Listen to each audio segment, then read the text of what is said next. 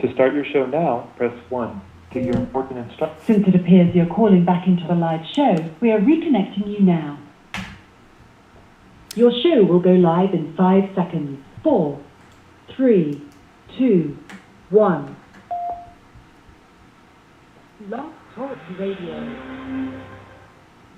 I hear Jacob crying. I can hear him crying. When you gonna rise, call on the Lord. Mighty Jacob, rise, let's hear your roar. When you gonna rise, Jacob?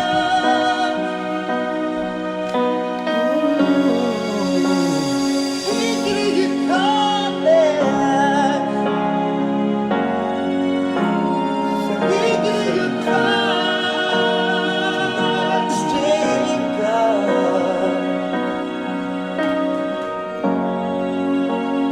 Hear you calling. I feel Jacob rising. Can you see? I can see him rising. Jacob, dry your eyes and call on the Lord. Mighty Jacob, rise to be restored. Troubles are growing, Jacob. You need to stop what you're doing. Oh, Jacob. All the promise is waiting. Oh, Jacob. You need to call on the Lord. So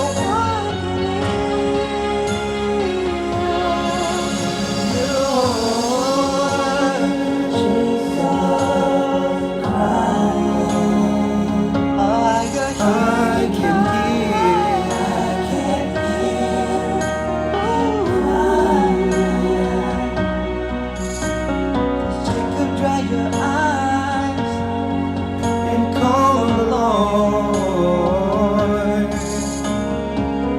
Mighty Jacob, rise, and you will be restored. Troubles are growing, no Jacob. Just stop what you're doing. Love it, Jacob. Because the promise is waiting. Oh, Jacob. So call on the Lord, and He will hear your voice.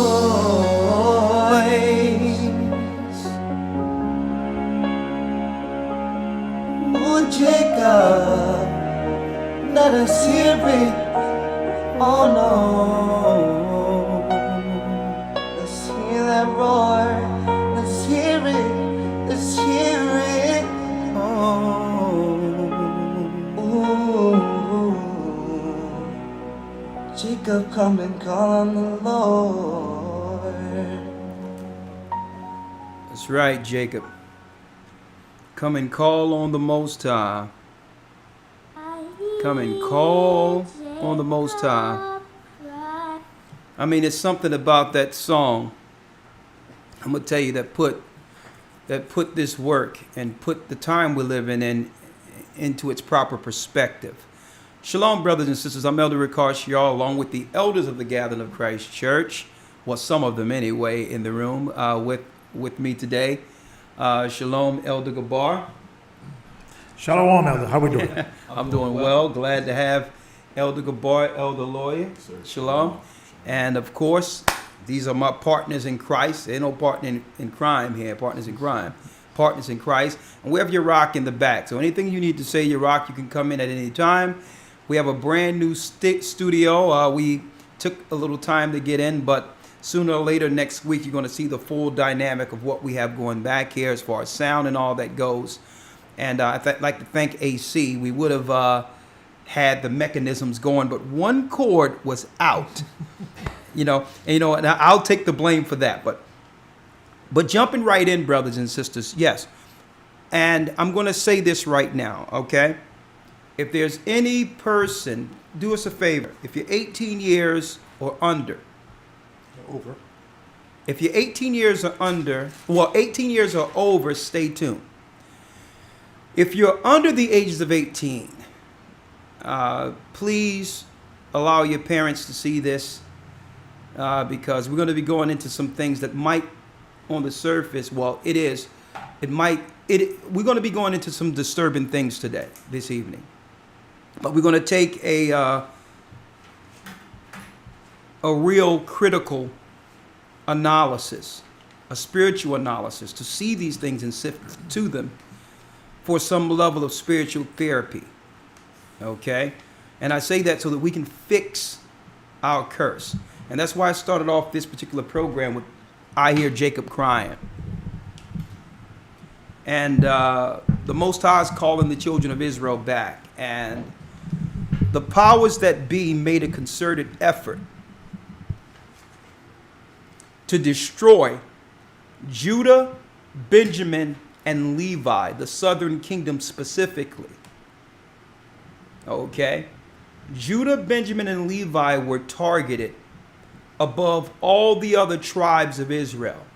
And I wanted to focus on that because the highest level of what this world would deem dysfunction. Now, the Bible calls it curses. So it's good that you'll know that when something goes down and you hear dysfunction, I need us to go, from now on, we need to deal with that in its proper biblical perspective and call it curses. Generational curses. If you're under 18, I'm going to show some things today, this evening, that could be quite disturbing. So I would rather you, if you're under 18, to not look at this evening. This is for grown folk. Okay? Parents, our family, men and women of the Most High, Jew and Gentile alike. If you have children that normally watch this with you, please. I know it's going, mommy, don't. And you know it's going to be, mommy. They don't know I'm not looking. I understand, young lady or young man, that you look forward to this, but do your family a solid. That's what we used to call it back in Philadelphia. And allow your parents to have a grown folk conversation with us today. It's only going to benefit you, believe me. So we used to say it, growing up back in the day, your mama would tell you, son, or your father would say, son or daughter, leave the room. Grown folks are talking. Grown folks are talking tonight. And I wanted to talk about this today. Make sure you hit the like button. I'm only going to say it a few times so we can drive the traffic here because, this is going to be deep. Grown folk only. Grown folk only. It's to a degree where I didn't want to be the one this evening moving mics all around because I understand that spirit's going to be jumping. We all need to say, and I'm talking about righteously jumping with points. So we even put a mic over there next to Gabar. Gave him his own mic so I can't be, Gabar, can you speak up just a little bit? Take my mic. Nah, stuff falling out and stuff coming out of, everyone have their own mic. We going in this evening. Topic today. What are you willing to sacrifice to have our children not sacrificed? What are you willing to sacrifice to not have our children sacrificed? Is our topic today. Okay? It's a serious topic. What we're about to go into is going to be deep, but I thought I would take a outside example perspective to show some examples this evening. This way, no one can take anything personal, because what I find is that if you say anything that may apply to any individual, immediately they get offended and shut off. Okay, now that's not constructive or effective for any of us. And understand that when we're bringing something forth, when it comes to knowledge, it applies to us first. So this is nothing personal. Like last week, I made a statement last week, and I said something to the effect, and I think I made it more clear because we didn't have much time Saturday, that we have to start looking at single as failure.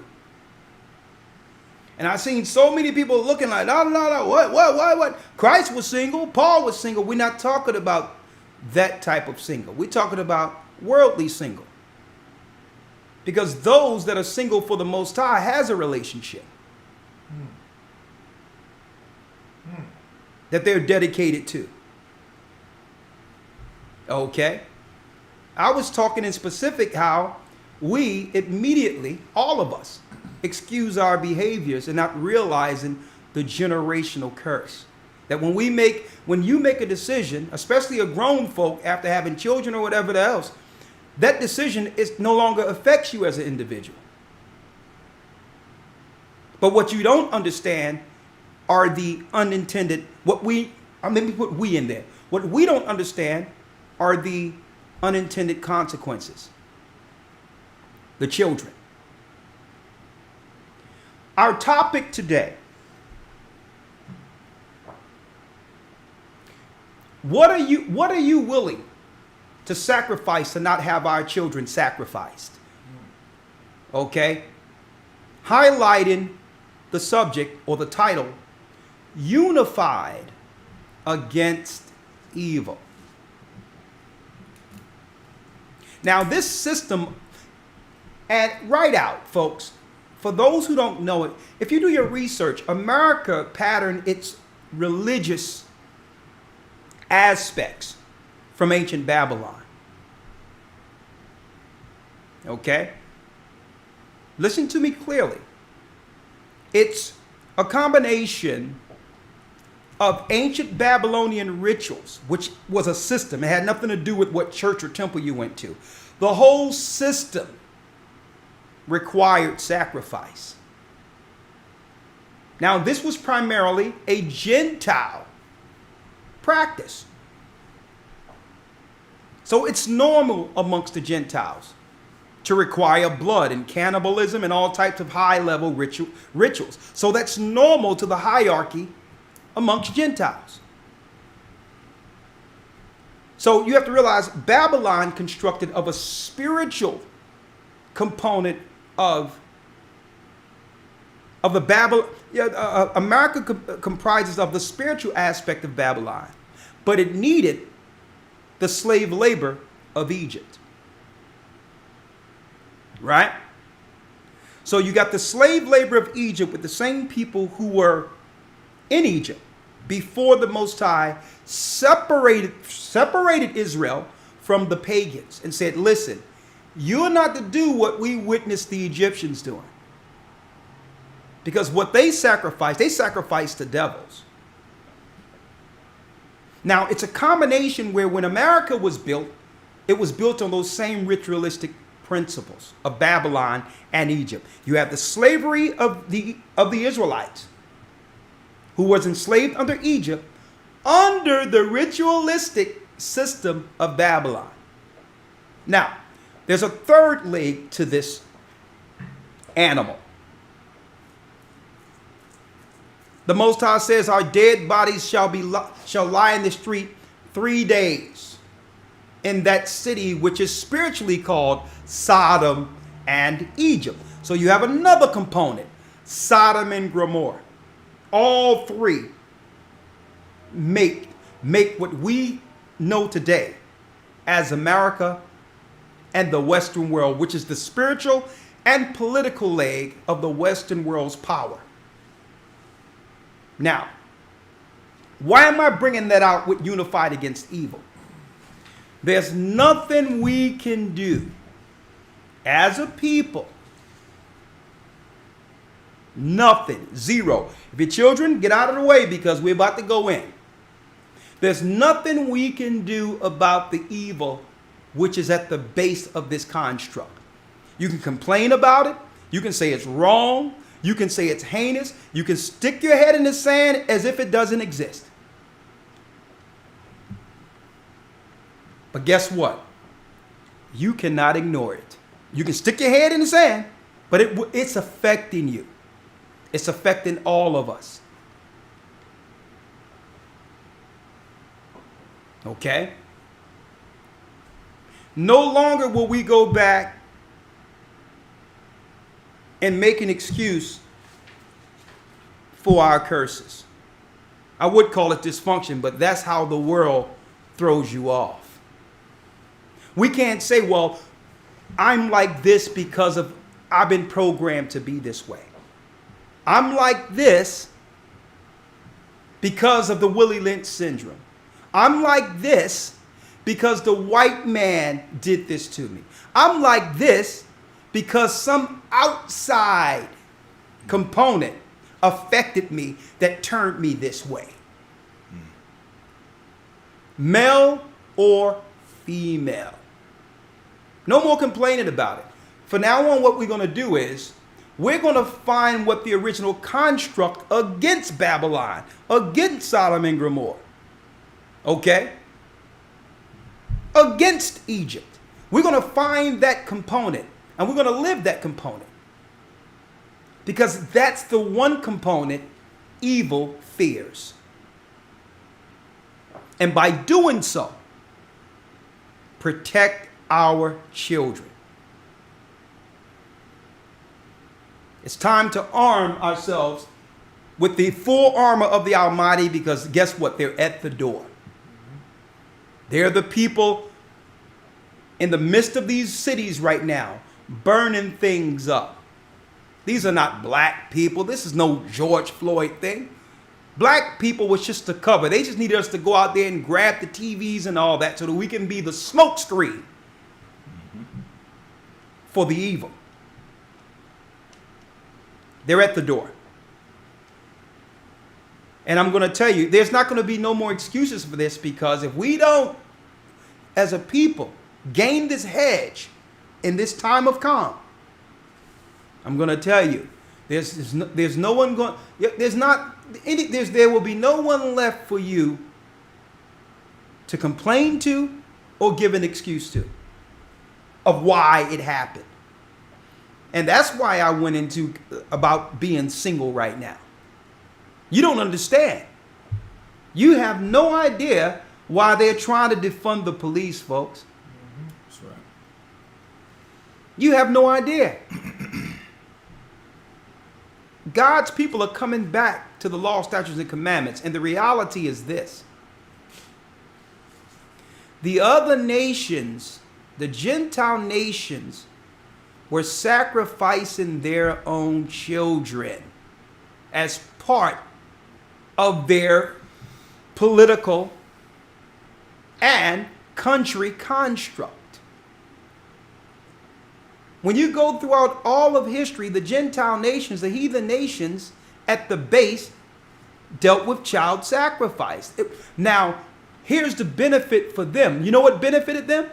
What happened was, when we fell as a people, as a nation, now they had access to sacrifice and spare their own.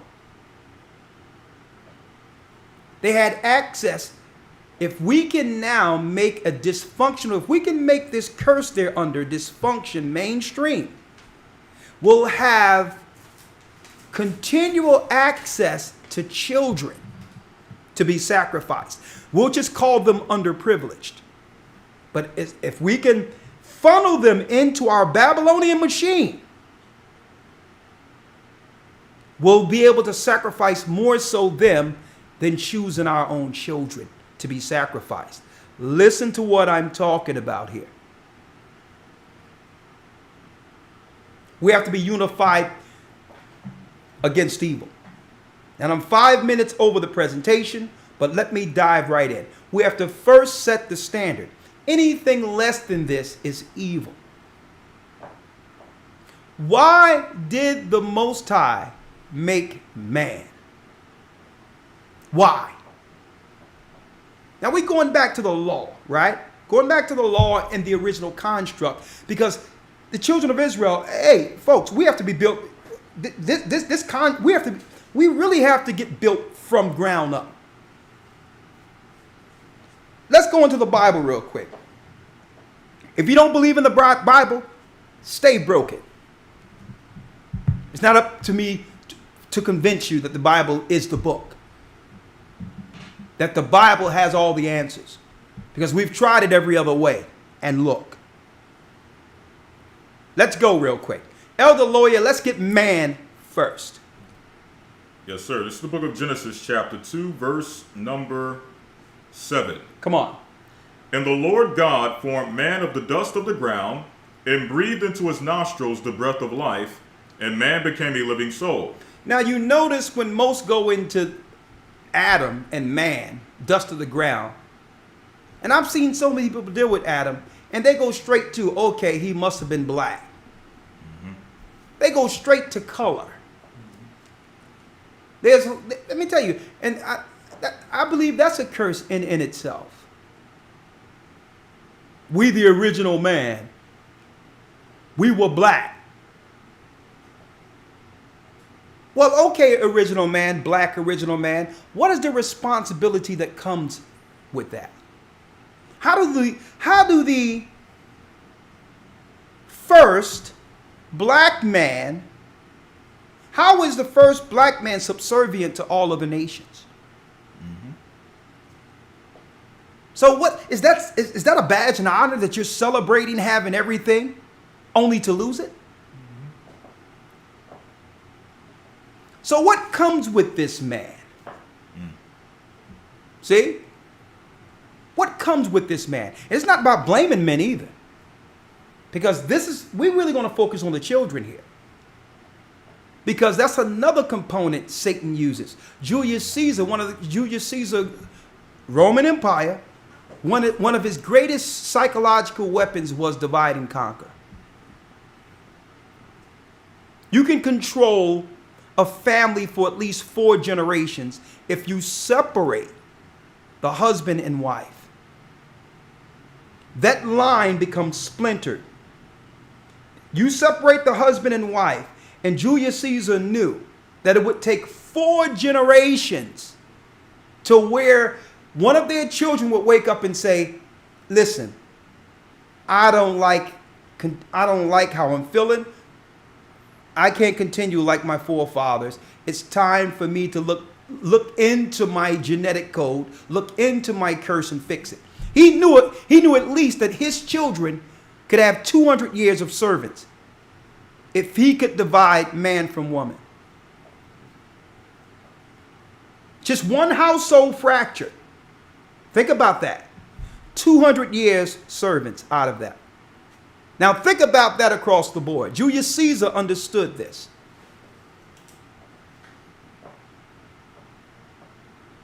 See? He understood it. Because it's really deeper than just that man and woman. Life is through the blood. So the memory of your family goes from one seed to the next. The memory is still in the blood. So if there's fractures, if there's destruction, if one blaming the other, you're going to find that the daughter will grow doing the same thing from that same family. The young man will grow and begin to do the same thing and think that it's all just coincidental or societal. No, it's in your genes. Until someone wakes up and say, you know what, I'm not playing the game no more. I will no longer make an excuse based on what happened with my forefathers. Why? I have a choice to not live like that. I have a choice. So we're going to deal with the man real quick. Right?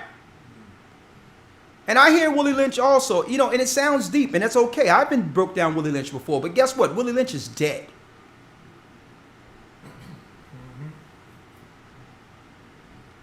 And it's indicative to all of us. It's really on us to bury Willie Lynch forever in our conscience.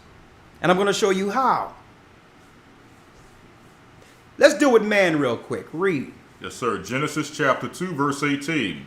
And the Lord God said, it is not good that the man should be alone. I will make for him and helpmeet for him, or I will make an helpmeet for him. Now you notice the Most High said it's not good for a man to be alone. He gave man full dominion, which means a man was meant to run things. Anything less than that, I don't care what they try to claim, anything less than a man running things is feminine. See? That's simple. In the beginning, the Most High made man in the image of the Most High made he them, male and female. The Most High is 100% masculine. That's it. He's a man of war, no femininity in him. 100%. That's how he made the original man. That's how he made the man. Which means the man called the shots. Now, a man can't call the shots if he's feminine. Now, feminine doesn't matter how much weight you push. It doesn't matter how strong you are. It doesn't matter how deep you are when you love a woman and all these other things. That's not what makes a man. Those are just male attributes. Okay? That comes with the package. But a man outside of authority, not an authority, that's a feminine trait. Now, some men can look at it and say, well, listen, well, she won't allow me. She's always giving me this, that, and the other. Guess what? You don't have no power over what she do. That's her body. But you have power over what you do. Okay? A man will never be emasculated. Okay? Here's the reality. Okay? For every man, and that's including the ones that don't even act like a man, how many women out there without one? It's called supply and demand. The Bible says a man shall be like pure gold. With the influx of the incarcerations, the feminization of men, homosexuality, on and on and on and on, folks, women really don't have any men to choose from.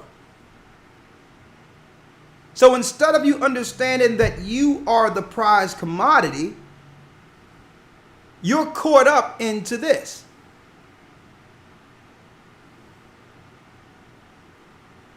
You're caught up into that. Listen, I don't have to go back and forth with you, but you're not going to take what the Most High made me. Obviously, if you're going to argue back and forth, you want a woman. I'm not into that. Okay? Power isn't solely, listen to this clearly, power isn't solely magnified or measured by finances.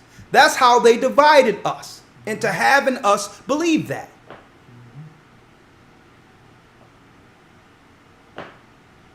Okay? Think about that.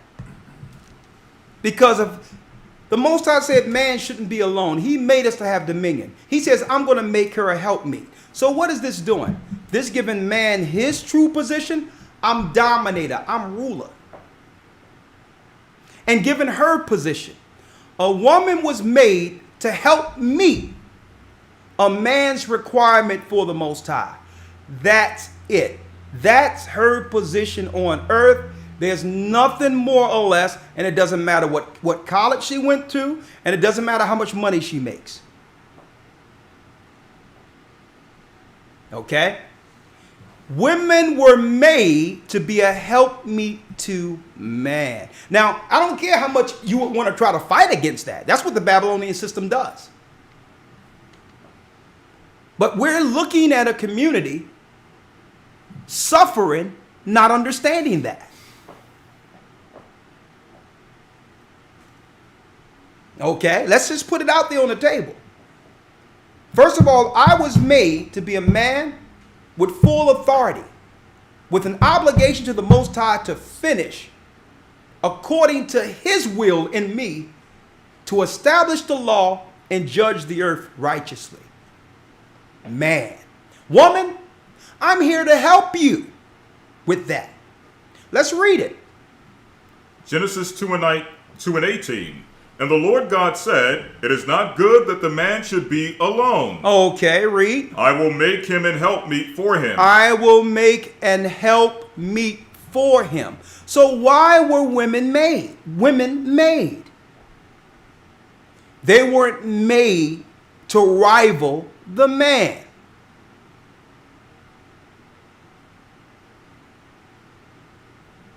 They weren't made for that. But then on the other side, a woman, well, I want to be a helpmeet, but he ain't do this and he ain't doing that. Okay, good. I understand that. And I just got on the men with no problem, didn't I? Check this out.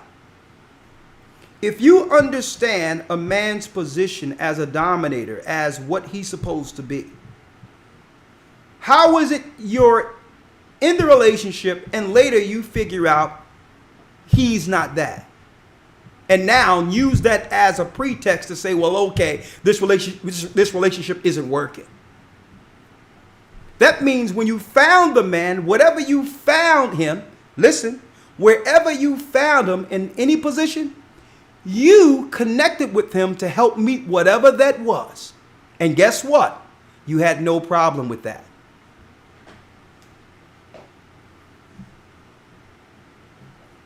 You seen him. You spoke with him. You went out with him.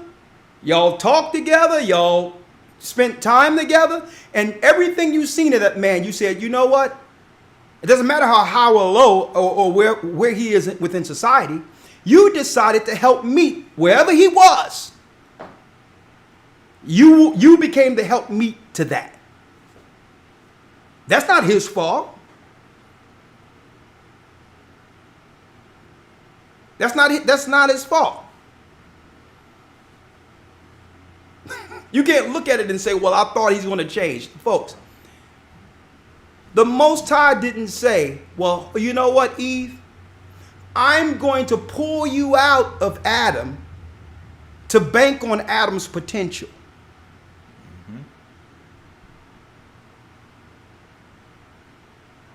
No. Potential is ridiculous. You're with who you met. So you got to help meet that. And the only way to get out of the condition is for both of you to work together in the condition you met. Now, automatically, according to the curse, when something happens like that and someone is saying something that's true but hurts, automatically the mind switches. I'm going to show you how the slave mind switches. It switches to, check out what it does. It now comes with reasons. Not that what's being said is wrong. It now comes with reasons now. And the reasons are now, well, you know what? But she's doing this now. and he's doing that now. And what happens is either side start throwing around words like abusive. Because who's going to disagree with abusive? Who's going to say, well, stay in an abusive relationship? So automatically it switches to abuse. You know what that is? Think about that. We stop talking about the solution to now focus on the individual. Now we're on the individual. The family now isn't discussed. The victim is discussed. And through that comes a wedge between the two. And the victim end up doing what? Through generational curses, making those under them the victim. Now, the victim never stops becoming the victim. Boom. The relationship splits, and this victim doesn't stop with the man or woman.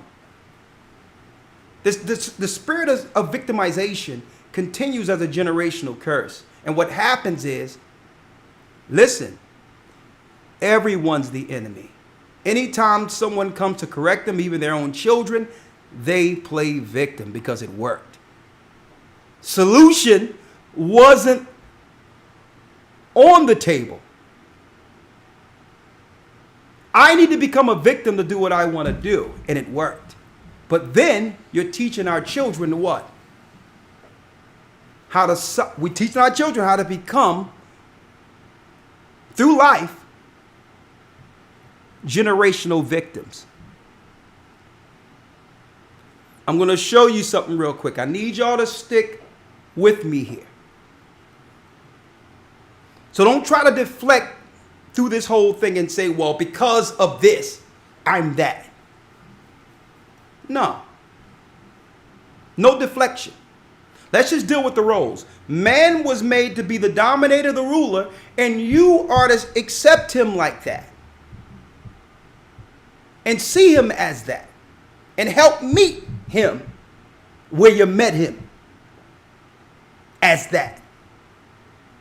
Which means there's never a scenario ever again in life in which that man will be emasculated or that man will be talked over or that particular man will be disrespected in public. Whenever this man is shown, he's the man the Most High made, regardless of the problems you might have personally. Because when everyone see that weak man being emasculated, they're looking at you and how weak you are. They're blaming you, saying maybe you're the one who made him so weak.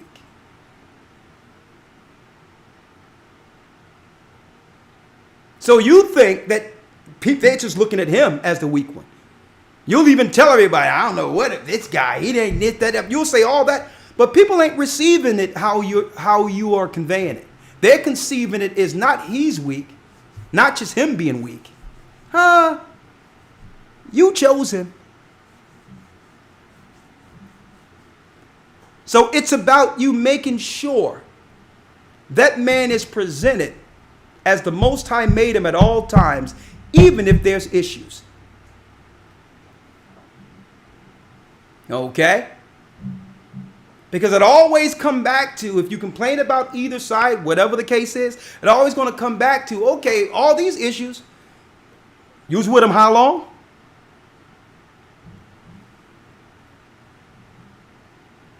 See? So now, let's go into the woman now. The Most High says she shouldn't be alone.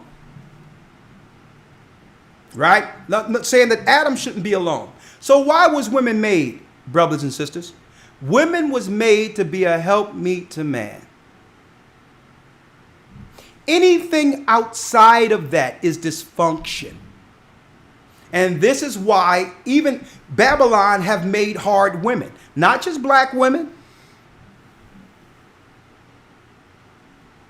Women all up in in the workforce, having to do masculine things, having to fire people, having to do this, having a bad day at work and then have to come home and deal with the children. That's all masculine. So let's set this straight now. Read it, Elder Lawyer. Let's deal with the woman. Real quick, read. Yes, sir. Verse 20. And Adam gave names to all cattle, and to the fowl of the air, and to every beast of the field. But for Adam, there was not found an help meet for him. A what? A help meet for him. A woman's existence is to help meet for a man. That's why a woman was made. Period. That's it. That's what you were made for. To help meet a man. And guess what? That's right. All of us come out of the water and come out of mama's belly when the water broke. But guess what? We can no longer go into that. We can no longer go into that deifying that scene. What's going on here? We can no longer go into the deifying of women anymore. Goddess and all that. Don't even deal with that. No longer will we deal with the deifying of women. Yeah, women is the mother of all. No. Women. We made you. Okay? The Most High he did an operation and moved the rib and turned that rib into a woman. We made you. And that's important that we all understand that.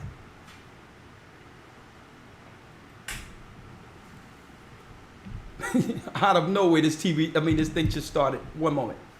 This thing started acting out. One moment. It's coming back. You seen that? Yes, I know that. It's okay. Out of nowhere. But listen to what I'm saying, folks.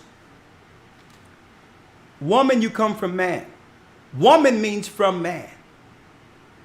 Babylon, confusion, has broken that agreement, that covenant, divide and conquer. Now, the reason why I'm going into this tonight is why.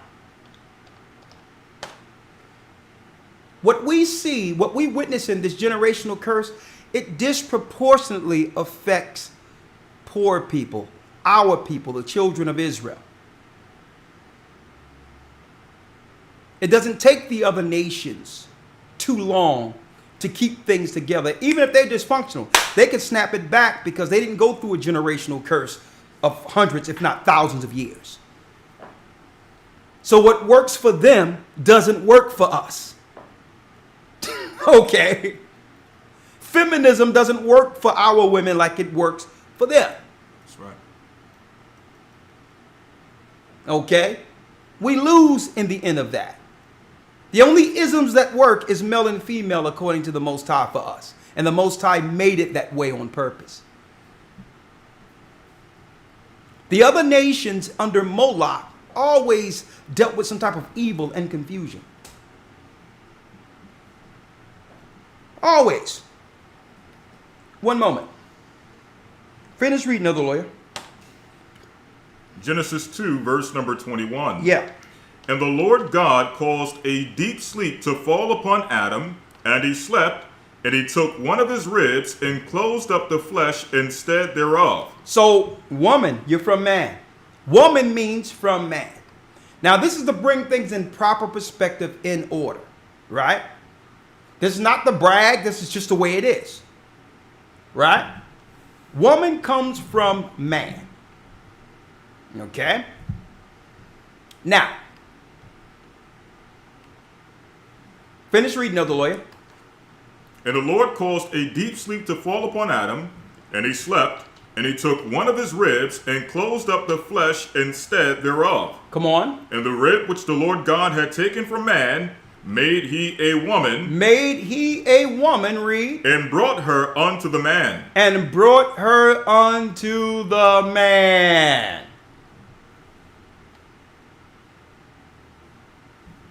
And brought her unto the man. I'm going to tell you right now, folks, sisters, if you have a man, work it out. There's boots on the ground. And they're going to be running roughshod over our nation. Don't ever hear the outside talk of claiming that you can do bad by yourself. No, you can't. I mean, you can't do as bad. I'm going to tell you right now. They want you by yourself.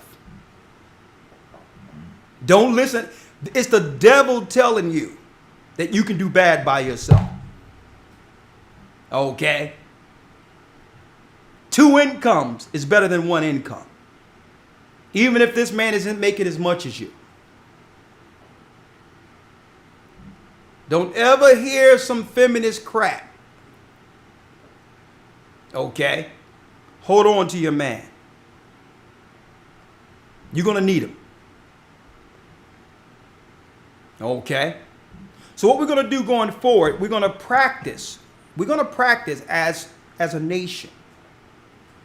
We're going to practice those roles. A man is going to practice that role. He's going to write down exactly what he needs to do to consolidate and to bring forth some level of substance that can provide and be a long-term fix for his family. Even if the man and woman come up with it together, a man must execute it.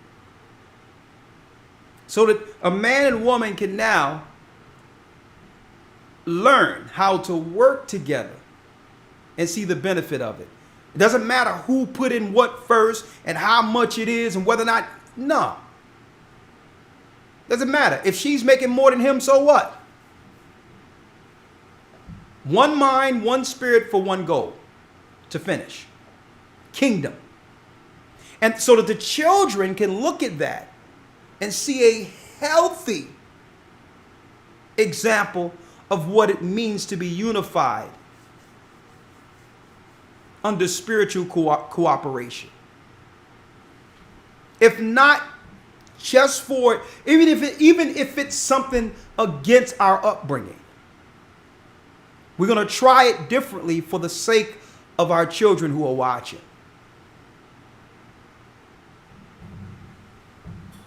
Now,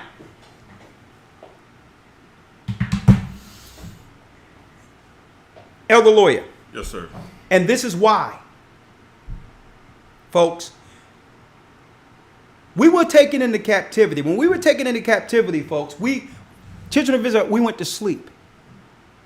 And we woke up into a world that was totally contrary, morally, to our world. Totally. Once this lesson is done, once this conversation is done this evening, folks, you will have the proper perspective. I hope you have the proper perspective concerning this, folks.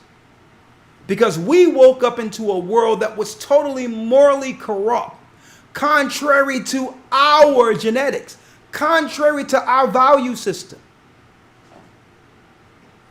And Satan slowly acclimated us into it.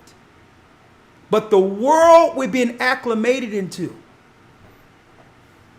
you know what I'm going to do? I just need you to read, Elder Lawyer, in 2 Kings 17, when the 10 tribes, the North American Indians and others, were taken out of the land, and Gentiles came into the land. I need you to now read the practices of the Gentiles who came in. Now, this wasn't a new practice. The Gentiles were always sacrificing children. Why? Because they were led by the Nephilim, who were before the flood, who was doing what? Cannibalizing, drinking blood, all of that. Satan first cities the cities he had in India originally. These cities were straight cannibalistic cities. So when we fell as a people, we were acclimated into this satanic republic.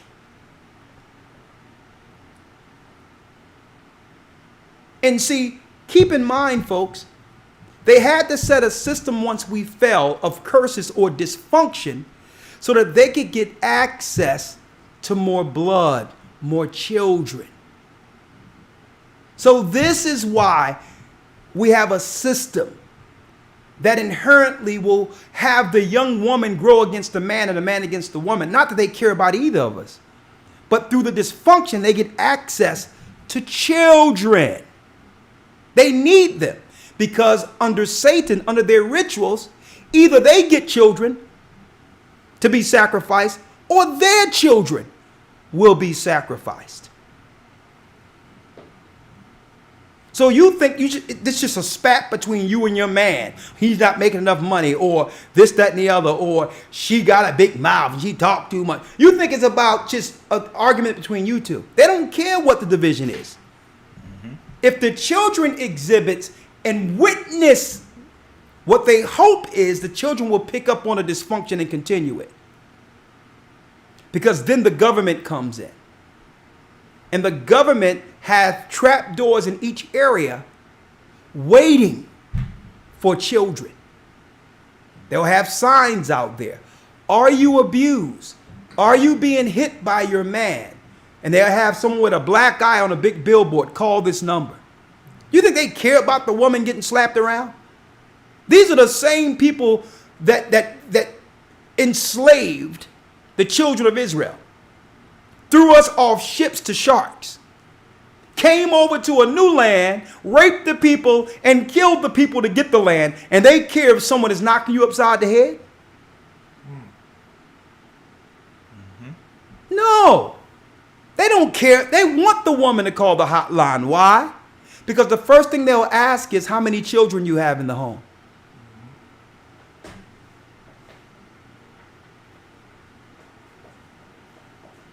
Here's the reality of it, folks.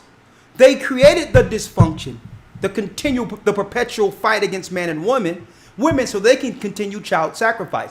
What I'm about to show you, folks, is disturbing. Get the children out of the room. Read it, Elder Lawyer. 2 Kings 17, verse 14. Notwithstanding, they would not hear, but hardened their necks like to the necks of their fathers that did not believe in the Lord their God. And they rejected his statutes and his covenant that he made with their fathers and his testimonies, which he testified against them. And they followed vanity and became vain and went after the heathen that were round about them. So we began to be vain and go after the heathen. Right? Not understanding exactly what we were acclimating our children into. We wanted to do what the Joneses were doing or the Gentiles were doing. But you can't, let me tell you folks, we can't stomach what is required for them to stay in power. You can't stomach it. So I thought I was going to take a sideways stance on this. I will show you how the Gentile powers train their children according to what we're reading in the Bible. Nothing in your church has prepared you for what you're about to see tonight if you went to a Christian church, because Christian churches is another door they use to get access to children. Every institution, Boy Scouts, Girl Scouts, nonprofit after-school programs, churches, hospitals, daycare centers, sport teams, any area that requires or have children, there's some sick sacrificer at the helm of it. And it's ritualistic. It's not an individual person who has a pedophile problem. No. This is part of the construct of the system. They swept it under the rug not too long ago in Pennsylvania, where Sandusky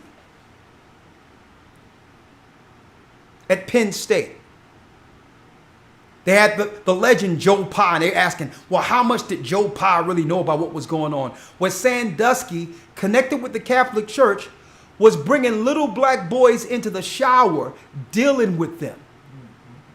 And what went up under the rug is the children that went missing. Little black boys went missing. How did Sandusky get these children? See, y'all would like to go into Sandusky and the ritual of St. Joe's Prep or all these other schools in Penn State and all the... You want to go into just the story of Sandusky.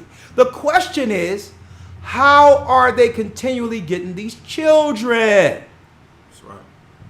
They've created dysfunction. They've created a society of underprivileged. This way they can have access through CPS, foster care, and all that to have access to children. It's part of their religion, folks. So you think you're just having a mundane argument about money or something simple, not realizing by creating the dysfunction, eventually these demons will get hold of one of your children. Let's read it. Verse 16. And they left all the commandments of the Lord their God and made them molten images, even 2 calves, and made a grove and worshipped all the host of heaven and served Baal. And served Baal. Through all existence, what did Baal require? Child sacrifice. Read. Verse 17, and they caused their sons and their daughters to pass through the fire. They caused their sons. Now, this is what the Gentiles were doing outside of us, folks. The Egyptians were doing this before we left Egypt, folks. If Satan required a child sacrifice of a certain age, part of the hierarchy, the construct of the priesthood, was to find children. Okay? That's why it was nothing for Pharaoh to make a decree to go after the man-child of Egypt, because they was used to sacrificing children. It wasn't nothing for Herod to go after the birth of Christ, because it was part of their rituals. And even when they couldn't find Christ, it tell you in Matthew the 2nd chapter, because the angel warned Joseph and Mary to take Christ into Egypt, they went into the cities and killed all the man-child 2 years and back from the time Christ was born. Guess right, Herod went slaughtering black children in Jerusalem, because it's part of their religion, folks.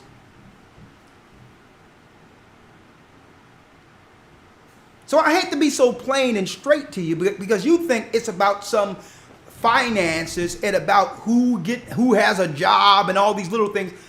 The powers that be looking at these little spats and saying, well, listen, you keep on arguing back and forth. This dysfunction, it will allow us in. It will allow us in. Oh, y'all having problems here. We need to take the children and put them in a safe place, because y'all two grown people don't know how to act. Okay, so we'll take good care of your children. And give them a nice, loving family. Whatever defines family in this world anymore. Wink, wink. And we'll give them back to you vaccinated and broke. Brain totally scrambled. Sexuality questioned. Come on. And they caused their sons and their daughters to pass through the fire, and used divination and enchantments, and sold themselves to do evil in the sight of the Lord. And sold ourselves to do evil in the sight of the Lord. To provoke him to anger. Now I need you to go straight down to Burn to Andrimelech, where the Gentiles came in at. Yes, sir. Jumping down to verse number 24. And the king of Assyria brought men from Babylon, and from Cuthah, and from Ava, and from Hamath, and from Sepharvaim, and placed them in the cities of Samaria instead of the children of Israel. Read. and they possessed Samaria and dwelt in their cities. And they went into, speaking of Gentiles, they took us out of the land and put Gentiles in the land. Check out what the Gentiles did to children when they got there. Let's go straight to what they did with the children. Verse 29, howbeit every nation made gods of their own and put them in the houses of the high places. High places, which were their temples, like your churches today. Read. Which the Samaritans made, every nation in their cities wherein they dwelt. And the men of Babylon made Succoth-Benoth, and the men of Cuth made Nergal, and the men of Hamath made Ashima, and the Avites made Nibhas and Tartak, and the Sepharites burned their children in fire to Adrimelech. Burned their children in the fire to Adrimelech. See, this is why your good old Christians don't want you to read the Old Testament. They would like you, just go into salvation and go into Jesus. There's a lot of bad stuff back there that would actually expose the hierarchy of churches today. We're living in a world now where a pastor, a so-called man of God, can be outright raping little boys, outed as raping little boys, and be held on a throne, held on 4 sticks on a throne, and have a Torah wrapped around him, which is nothing more than a Prince Hall ritual. Huh? We're living in a world now where black boys who were meant to save our nation get raped by a black man called a preacher. And the whole church defend him to a degree in which, hey, they'll hold him up on sticks and wrap a Torah around him and say this is a man of God.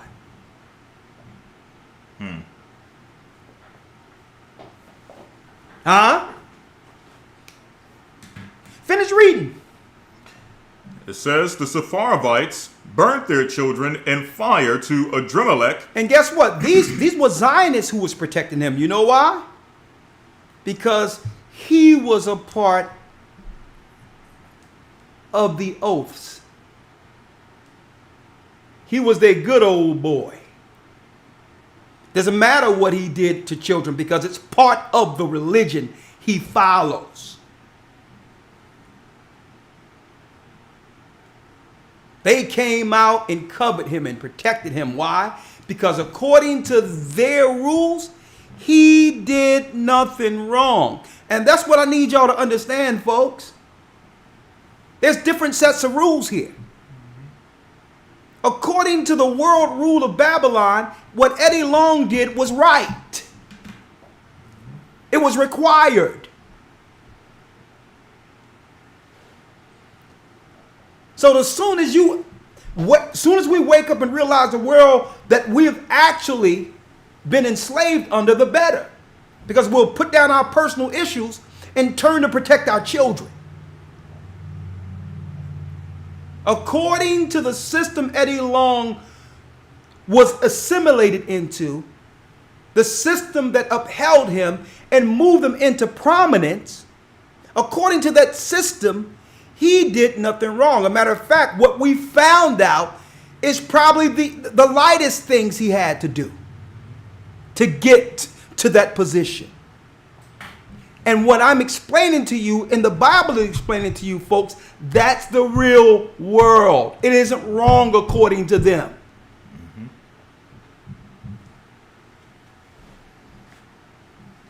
Read it.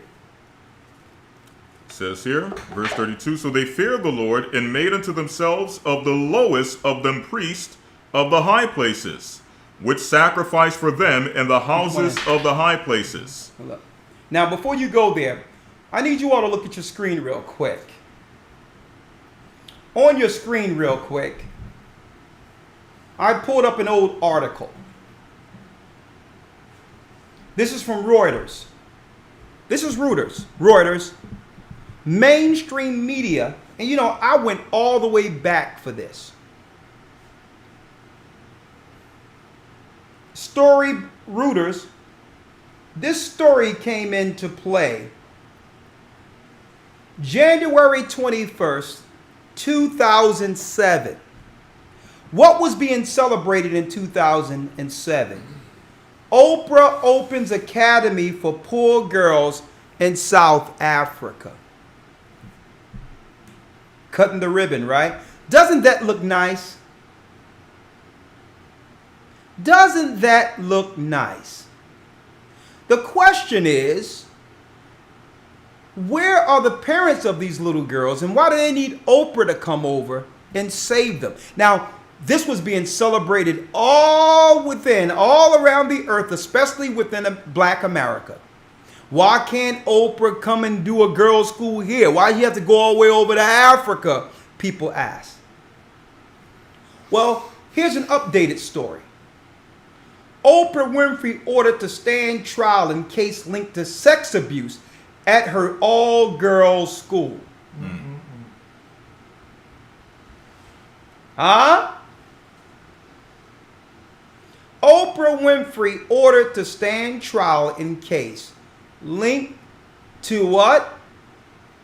Sex abuse scandal at her all-girls school. And guess what? This happened 3 years later, March 17th, 2010, without this getting any airtime. Never heard of this other. You never even heard of it, did you? I heard about she saw in the school. I didn't know it was a sex scandal. They swept it under the rug. Because really, it wasn't a school about helping black girls in Africa. There's enough black girls need help right here. That's right. But this was really an undercover alleged sex trafficking ring that they set up in Africa to move underprivileged children for their pleasures and sacrifices. Now, if Nick Cannon say he's a Jew, every circulation now comes together and say it's anti-Semitic, and they'll rally it together. If Ice Cube put up a picture of black people being the real Jews, automatically all of the media around the world will triangulate against it and attack it. But yet, this happened 3 years later and no one said anything. Why, one might ask? Why? Well, look at your screen. I'm going to get that in a second. I need you all to look at your screen real quick. Real quick, let me see here. Look at your screen real quick. I'm going to put this in front of, I'm going to blow it up so you can see it. Who's that right there with Oprah at the party? Oh, that's Weinstein.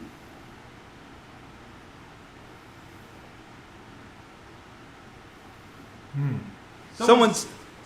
Maybe because that's that one on as well. Yeah, turn it off. Who's that at the party? Is that Weinstein? Huh? Hold on. Is that Weinstein at the party with Oprah, folks? Tell me that's not Weinstein. The echo is gone now. It's gone now. We fixed it. Is that Weinstein right there?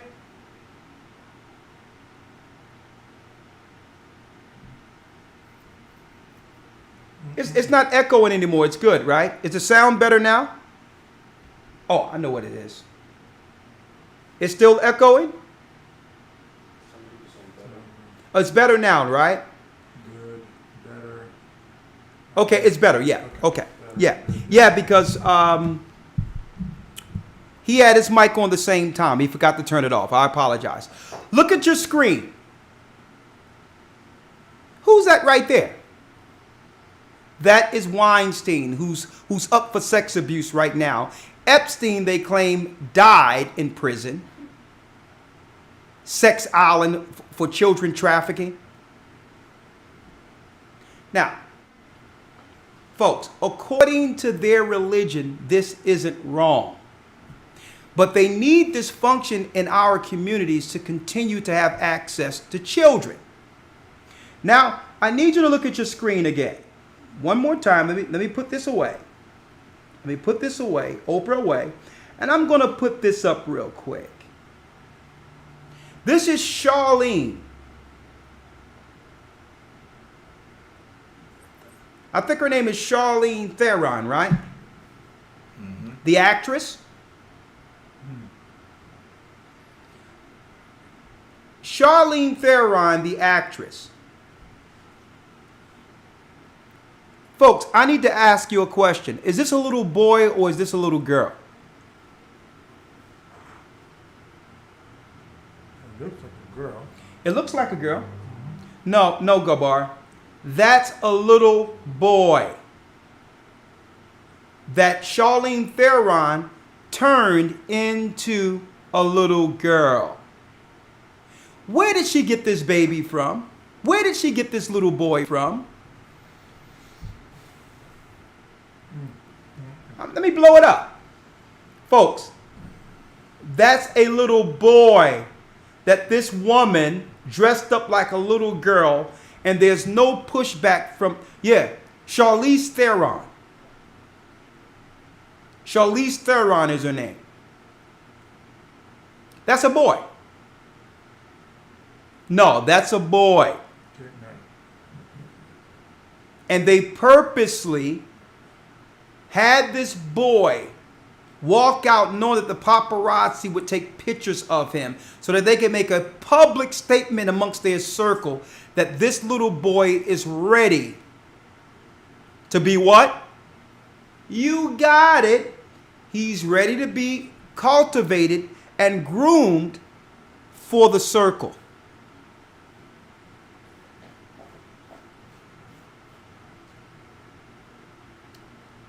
That's a little boy. Now, here's the alarming part of this, brothers and sisters. When she first adopted this little boy, she was being celebrated as a savior, a superwoman for adopting an underprivileged child from Africa, a child that needed a better home.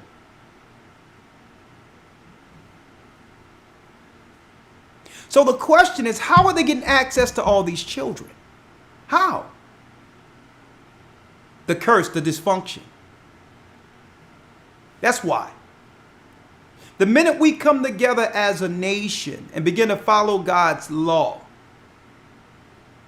what happens is the spirit of integrity kicks in to a degree in which we would begin to protect our children and not think that they're better off with these demons. That child is better off as a refugee living in a cardboard box. That's right.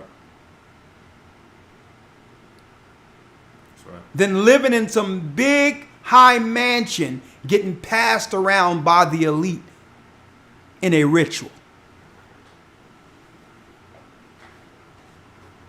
Hey, folks, I'm not even dealing with the graphic part yet because we're going to have a discussion. I haven't even gone into the graphic parts of this yet.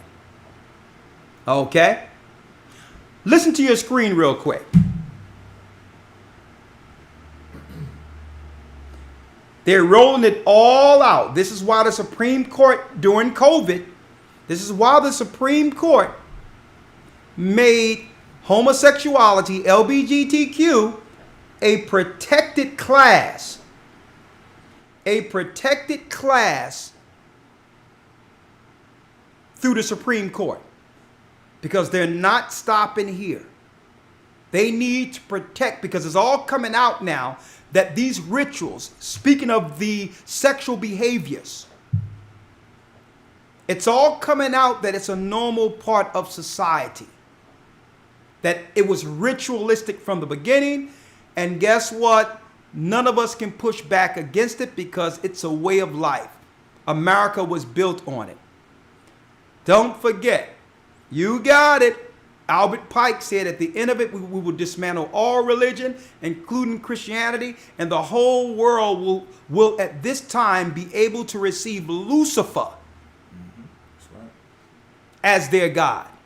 Lucifer is the Baphomet. A male torso and all that with women breasts. Okay? A male member, that's right. The Baphomet would be considered a transvestite.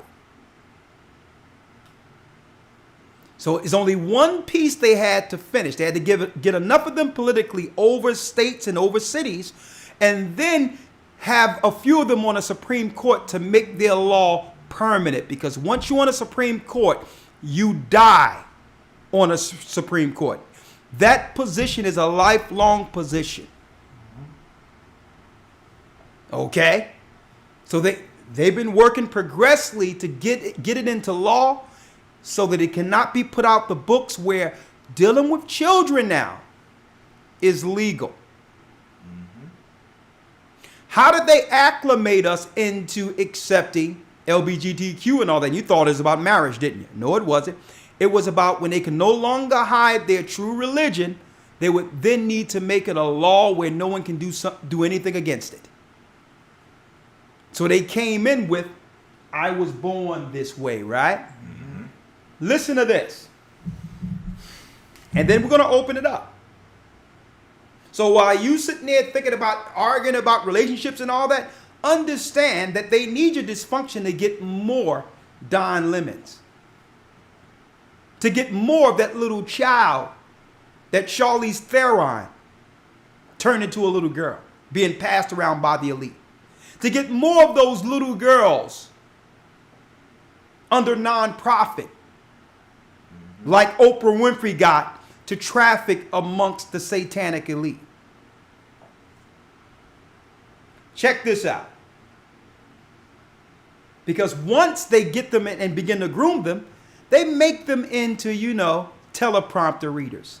They give them prominence and position on purpose, like the victim you see before you right now. This guy's a victim. Listen to this. But victims become what? Victimizers, predators. Listen to this. This next story you're going to talk about, there's a lot of people talking, so pay attention to this. No doubt, what was revealed during the Jerry Sandusky case is horrifying, but a CNN.com commentary raises a thought-provoking question. Should pedophiles be extended some measure of sympathy? Are we doing enough to identify and help pedophiles before they victimize our children? Dr. James Cantor wrote that commentary. He is a psychologist and a senior scientist at the Center for Addiction and Mental Health in Toronto, and he joins us now. Doctor, thank you for joining us. My pleasure. I want to ask you something, and I know people are going to probably send me a lot of hate mail for this. I've never been one to take glee in anyone's demise, and when I saw Jerry Sandusky walk out in handcuffs, I did kind of feel a bit sorry for him, even though I know the jury found him to do some horrific things. I was like, his life is over. All of these young boys, it was terrible for them as well. There are no winners. In your piece, you say someone has no choice to be a pedophile, but someone can choose to not be a child molester. So explain that to us. Well, we have to understand very specifically that pedophilia is separate from child molestation. Pedophilia refers to the actual, genuine, underlying sexual interest. For some reason, and we haven't worked out the details yet, there are some people born with a genuine sexual interest in children. They didn't ask for that. Nobody asks to be a pedophile. That just seems to be the case for these people. But that's very different from child molestation, which is a choice. They can't control what they're attracted to, but they can control what they do with those attractions. So someone was born that way and they can't help themselves, but that's not to make an excuse for their behavior. Exactly. I mean, they're not responsible for what they're attracted to. They appear to be born with it. We know through a series of brain studies, both from my research group and from other teams, that they're born with slightly different brain anatomy. And the differences that they show are not the kinds of differences that emerge over a lifetime. Rather, they seem to be the kind of differences where whatever the chain of events it is, that chain of events began before birth. It really had nothing to do with any choice that they made. They say what that they about do with those homosexuality, interests, however, is of course still completely under their control. Now, the cases that we see are, of course, the cases who have been unable to resist their sexual interests. And those are the cases that hit the news. And in some cases, you know, they can have a string of victims over many years. But there also exist, Dan Savage once called them the gold star pedophiles. These are men who, you know that they're attracted to children. Now, why are they showing Sandusky here? See, this is personal for me living in Pennsylvania. Brothers and sisters, Sandusky was attached to one of the more prestigious schools in the United States, Penn State. They were known for their football program. And this guy was trafficking little black boys, having sex with them in the shower, right out. And all the administration in Pennsylvania, in Penn State, knew about it, including Joe Pye. It was a sex ring of young black boys getting raped. But now they showing him as an example of someone who really wasn't a bad person. He just loved boys. You just don't understand it. See? But this guy says, listen, we got the science now. Sandusky was born this way. He was supposed to rape those black boys. See? Struggle every day trying not to express those feelings and not to hurt anybody. Yeah. Those are the people that we really need to help. Yeah. You know what? Does someone like Sandusky deserve? And see, I wanted this program tonight to have some shock value to you for this. Because keep in mind, folks, the question is not what these deviants do, is because that's part of their religion. It's normal for them. The question is, how are they getting access to so many children? It's the engineered dysfunction and the unforgiving community we are, not willing to stay together for the sake of our progeny, for the sake of our nation. Don't forget, every broken family leaves a line of 4 generations of dysfunction. 4, according to Julius Caesar. So the only thing they have to do is chart the data of people that split and then put them in a database and say, get their Facebook, get their social network, we're going to follow them. Once that family split, we're going to follow that fracture all the way through, and we'll get at least 15, 20 children out of this. How can we chart it? Oh, family court. They come in the door divided. Put them in a database. We're going to get at least 15 or 20 children out of this particular scenario down the line. And this priest will have that boy. This freak that's over industry will have that little girl. And we'll be able to do our Moloch sacrifice continually without them even knowing what's going on. Sympathy, I mean, in your experience, are people who prey on children, are they misunderstood? Well, I mean, the people who actually engage in those behaviors, I mean, they need to be dealt with really on the basis of what. I mean, now this is the same guy, Don Lemon, that on CNN came down on the likes of Nick Cannon. Check out his sympathy. Listen to his line of questioning. Listen to his line of questioning, folks, again. Don Lemon, the anchor here. are people who prey on children, are they misunderstood? Well, I mean, the people who actually engage in those behaviors, I mean, they need to be dealt with really on the basis of what it is that they did. There's nothing in any research that says that somehow they're not responsible for their behavior. But the day before somebody becomes a child molester, they weren't a child molester. It was in that day when they felt like they had nowhere else to turn, nobody to talk to, nobody to unburden themselves, when they felt the most desperate. That's when they needed to, for example, go to a psychologist. Yeah. But the way that the rules are set up today, if they go to a psychologist, that psychologist has to report them. Yeah. So rather than having a society where people can go in and get the help they need, we have forced these people to be out on their own, unsupported, and then we damn them when there were no supports available to them ahead of time. I think society as a whole would be much better off if these people had an alternative, if they had someone or some way that they could turn to, some group, some institution, some helpline, in order to prevent them from going from just a pedophile to an actual child molester. Well, it's very interesting stuff. I mean, how can you defend, and many people will say, how do you feel sorry for someone who rapes a child? And even there are people who do it to, quite frankly, babies. And I don't know if that person deserves sympathy, but...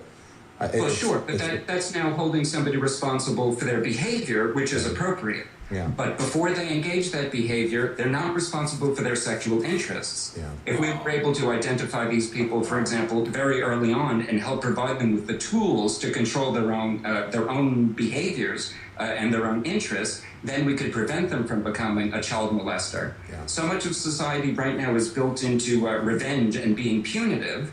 But we could probably do a lot more people a lot more good if we got in earlier and just helped them deal with their interests before they actually acted on them. All right. Thank you, Dr. Cantor. Interesting stuff. We appreciate it. Okay. Elder Gabar, show me what you have on your phone real quick. I actually send it to your Skype, but I could show you here in my phone as well. This is for Brother Reggie from Alabama. He sent me this actual poster. Yeah. Okay, that is out and has been.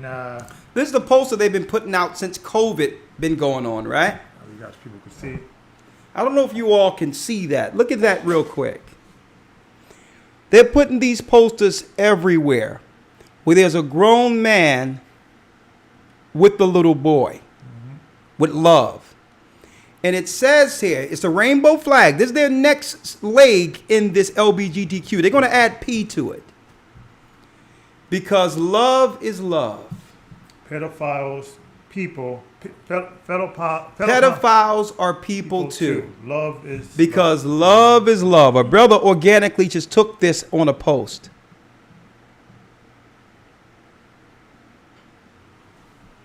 Now, one other thing.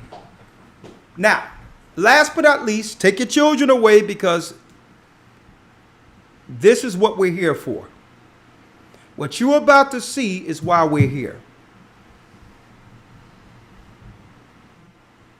One moment.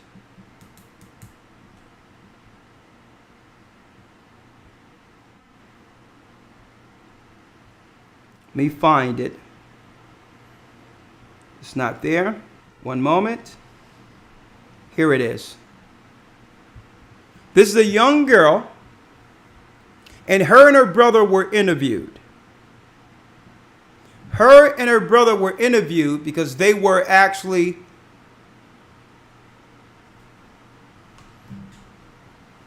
in some school where the whole faculty and everything was a part of some ritualistic pagan sacrifice. Now, I listened to this intently, and I'm going to tell you right now. There's no way this young girl is lying. No way. So, brothers and sisters, listen up. This is sick, but that's why I say put the children away. It's sick, but I'll tell you this. The reality check here is these are the people that will have access to your children. They'll adopt children, they'll raise children to do things like this. And they've always done this. That's why I had lawyer read the Bible. It's part of their religion. They must dedicate flesh, children, to their God. And this is why it came out that the aborted fetuses are put in Pepsi, Coca-Cola formula, because they want people to be a part of their ritual, initiated into their ritual by drinking and eating people. This is how they're changing us. This is how they're changing us, brothers and sisters. So you have to understand this. So there's greater fights to fight than us fighting each other. Man and woman must come together because we are the only people with the law who could actually destroy this spirit. The last line of defense. Where the family is the, you got it, Elder Gabar. A man and woman staying together is the last line of defense. And with our God, they lose. Listen to this.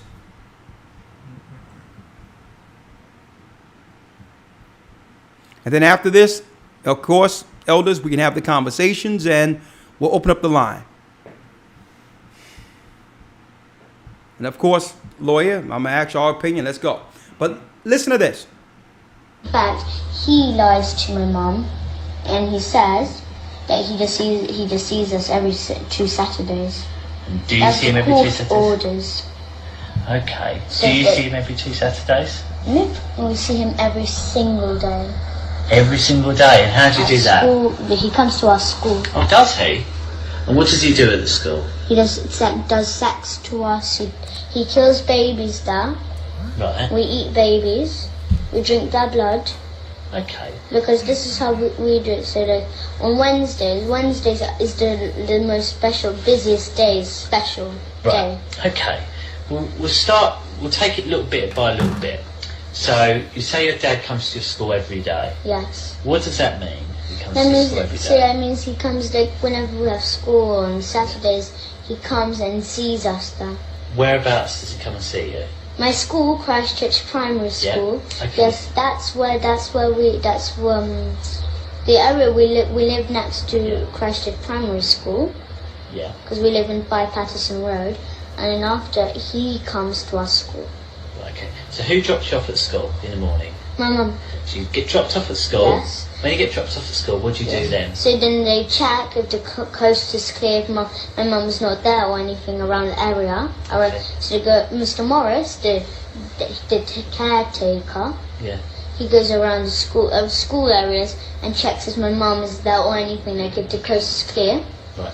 And after they call my dad and say that everything's alright, my mum is not there, it's all clear. How do you know that? Because they got the number of my dad.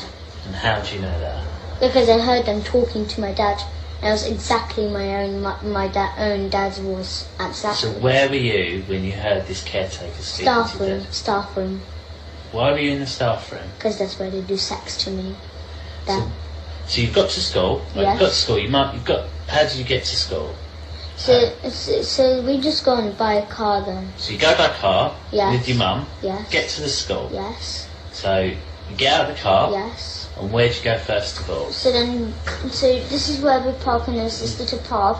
You go upstairs and then there's a little path, and then here's our school. Yeah. So then you just walk in, but that's where the infants are.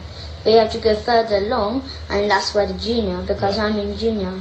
So then when you go in the junior, there's downstairs, and then there's a big playground, and then there's this office and the whole school there. So you go into the school in the infants part, Yes. and you walk round to the primary Yes, part. and at the front, when you just come in the room, Okay. there's this an office just at the front. There's a door going in the hallway where we do assembly, Yeah. and on the left, you go in and there's the headmistress office there, Okay. and then the staff toilet, and it's just this like where the teachers go and do the typing and work. Yeah. And there's upstairs, there's year 4 and year 5. Yeah. And after, just like, I'm in year 4, so in year 4, there's just there, and then year 5 is there on that side, Okay. and the staff room is just at the front of us. So Okay. just walk in the staff room, and then there's this kitchen, and then there's a sofa, and that's where we do sex. So why do you go in there first of all? Why don't you just go to class? We go to class sometimes too, yes. Right. So We go to class Okay. sometimes, yes. Okay. So you go to class. Yes. Okay. And then what happens when you get And to then class? they got this, in my classroom, they've got this little door at the back, right at the back Yeah. of the classroom. They've got a little door, and it's just a little tiny little room. It's all stuffed with sweets, prizes, especially to pay the children with sweets to do sex to them. Right. Yeah, so they give sweets as much as they like. Yeah. So they give sweets so till they're like full, they're done. So because while they eat the sweets, they do sex to them. So they pay them sweets and then after they do what they want them to do. Okay. Because all the children. What children? What children? So there's children from our school, 200 children in our school. But it's not like all. Okay. There's 20 What special ones? Tell children. me. Who are these 20 special There's children? Millie, she's a brown girl. Millie who? Millie Cowell, Millie Cow. yes. Okay. So how do you know she's one of the 20 special children? Because I know because she comes and they do sex to her, mostly. Who's they? Who's they? The teachers, the parents, the staff. Every single teacher or specific teachers? No, the whole school does it. The whole school, and we got our own church Yeah. too. So because they do that, because after as I said, we kill babies, we drink their blood, we eat them. Okay. But then after so the social services who are in it, Yeah. they go to families, so the families can't afford, so they get a baby but they can't look after it or anything. They can't buy food or they can't buy clothes, they can't look after it. So the families who sell their children, Yeah. so the social services get them. They say they get them to a foster home, but they don't. They get the babies or the children, and then they get Miss Marden, Yeah. our nurse in our school. She injects the child or baby in the neck, just here though, Right, okay. And how do you know that? because I saw her doing it. How did you see her doing it? Because I saw her in the staff room. She was getting this. So she got this Okay. injection, and she done. So the baby was there. It was just sitting on the table, and Right. I was just laughing there. And then after she just injected her, and I was I was slowly went to sleep, but not just like a thud, not like just fell straight away. They put because it looked like it was slowly moving down like that. Right. Yes, and Okay. then after His baby's gone to sleep. yes, what and then happens? after they get put on this bit, they get the baby to hang it upside down. And how's that hang yes, upside with down? the string From where? on the wall, because there's this little like is a screw, and they put a string, it's like a circle string, Yeah. tie it to the legs, hang it upside down, and then they get the knife they use for cutting the baby's head off. So you know this big ones, like this big Chinese ones, Yeah. which you chop up coconuts and stuff. Right. Yes, they get cleavers, aren't they? No. Okay. I don't know what they're called. You've described it well enough. Yes. Right, okay. So then because our dad, he forces me and Gabriel to do it. But because we can't, we're not strong enough to cut the baby's head off.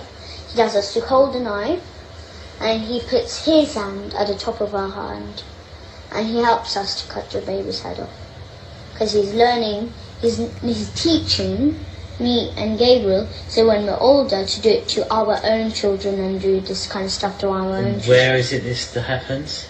The church, the kitchen in our church. The kitchen in the church. Yes, they okay. got. So, yes. right, this strip.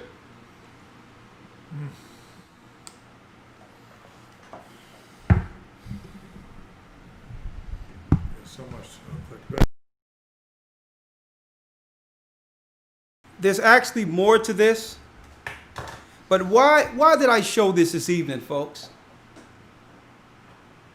What you're seeing right now is the real world that have always existed. That we denied existed. Not really want to come to the realization of this world. We kind of figure that we deal with our own houses. Whatever they do over there is their business.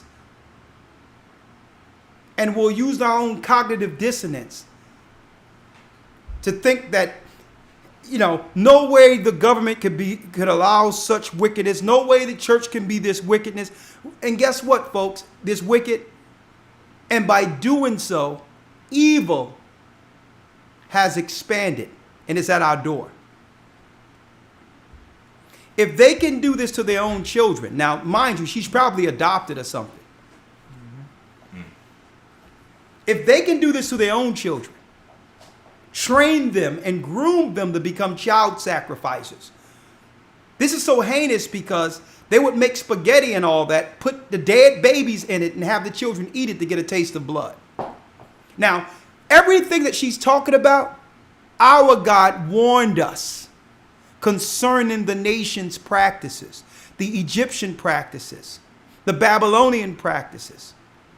They've always done this. Greeks, Romans, you name it. So when our God say come back to the law, come back, it's to protect our children. Because as you can see, this young girl was really numb and methodical about her doing this heinous thing. She had become normalized to this. There's going to take much counseling to get over this type of trauma. To her, it's normal. She wasn't crying while emphasizing these heinous crimes. You can tell she was actually groomed to actually get up every day, deal with grown folk and all that, go into the room, and then do all these ritualistic things without feeling anything. She'll grow up, be put in position as a high priestess somewhere. That's right, get a job at an abortion clinic and kill off 20, 30, 50 children with no problem per day. Because you have to be a heart-dead, cold-blooded person to work in one of these death clinics. This is how they get these people who kill children. We have to be unified against evil, folks, and it starts with the family. Elders, come on. Anything y'all need to say before we pop in? We'll be able to pop these scriptures, go through the whole thing. But we want to go, Elder Gabar, go ahead. Let me get the timer because go ahead.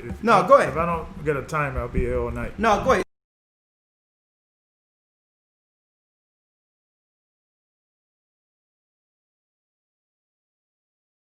All right, you good. You good. Okay, I think looking at this, and I'm looking at this from a perspective of, this sounds to me like organized crime, weld oil machine. Because if you have a scenario that you have a whole school, a church, and everybody's a pedophile, it doesn't seem to me that they will, by chance, all these pedophiles just working in the same school, working in the same church. It looked like there is a well-run oil machine, organized crime, black, dark web, dark syndicate. Yeah, it's a syndicate. It's an evil, and we have spent tens of millions of dollars, even trillions of dollars of fighting, against the drug war, against drugs and against other issues. But somehow this thing, which is a global phenomenon. Yeah. That we're not really dealing with. And this is deal with, I got so much in my mind. Elder, I think you drop your thing over here. Go ahead, take your time. Okay, and it's so much, it's like this.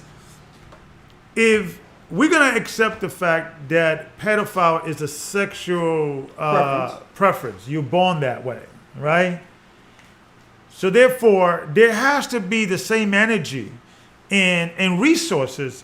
And, let's say the argument of, it will be better for the pedophile to not be shamed and say, yes, I'm attracted to you young people, but they could get help. Because I think that's the theme that you hear it, that let's have the pedophile not get blamed for something they could not control because they were born that way. The same little, they're using sympathy. Sympathy. And sympathy card, yeah. But the same talking points, with gays, right?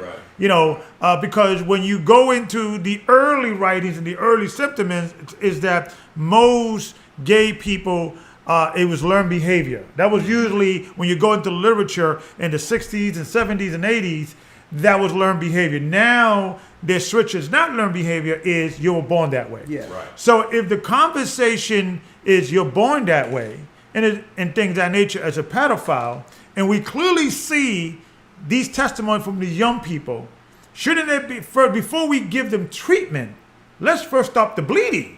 Exactly. Let's attack, there should be a war on pedophilia. Exactly. In the same way there was a war on drugs and legal drugs. And once we stop that, then we could talk about treatment and things of that nature. But how is it we're gonna, ignore the fact that there was a young lady by the name of Tech Talk, Marian Haynes.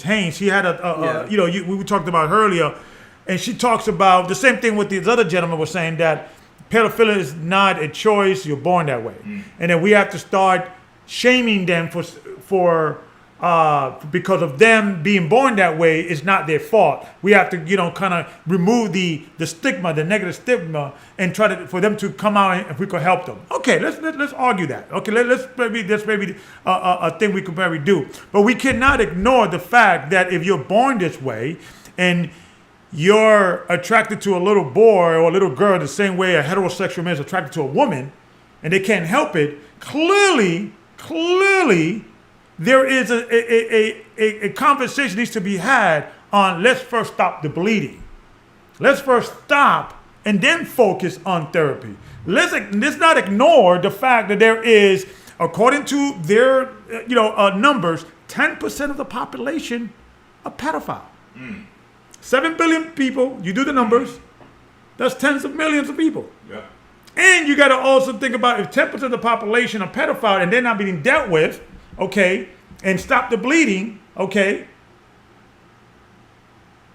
how many those 10% are also violating? Yeah. So if you think about it, do the numbers. If 10% of the population and those 10% just touch 10 children in their lifetime, you do the math. Yeah. So it could probably be much higher. So I think there has to be a conversation. Let's first stop the bleeding. Let's say address and stop thinking that this is something that is just individuals. There is a network here. Yeah. Exactly. And we have to stop first. Exactly. Right here. That's a great point. And this is, let me drop something for you real quick, and I'm gonna give it to you, Elder Lawyer, and then we're gonna.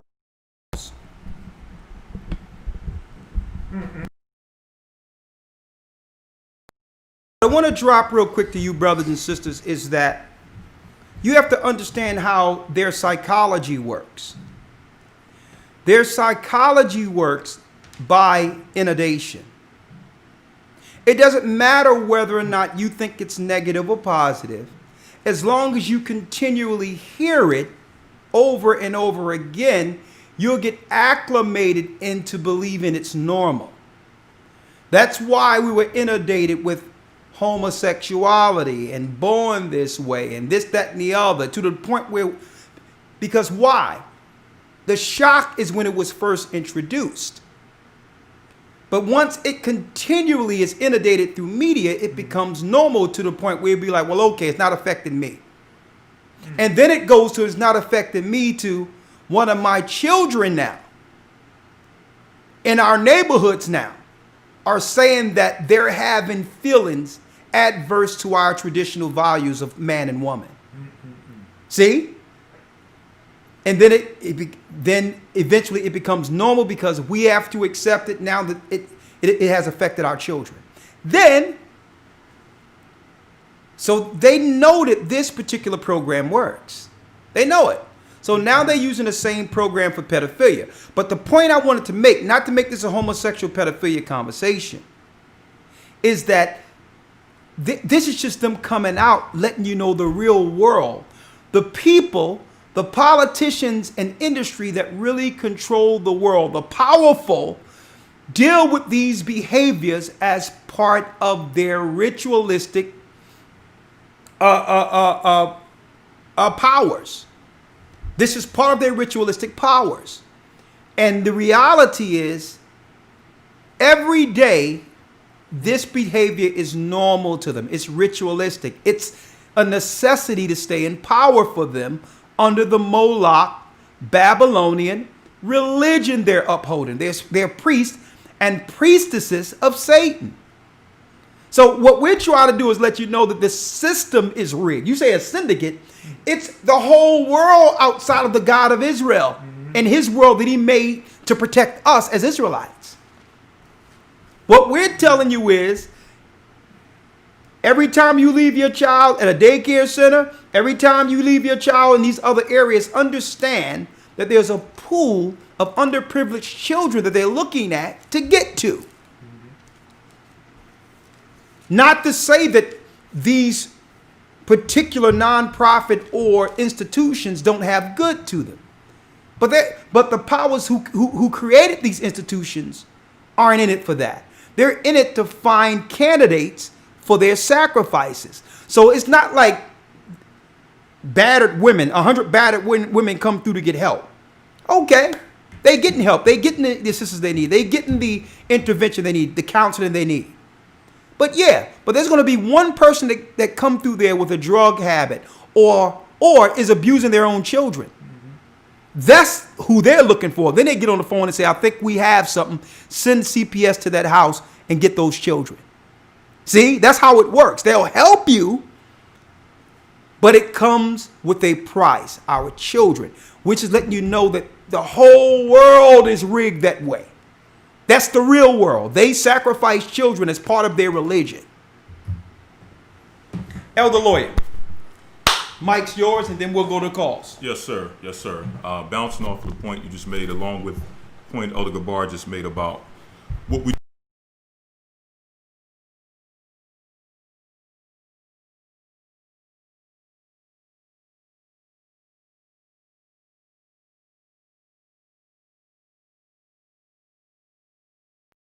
Hold on.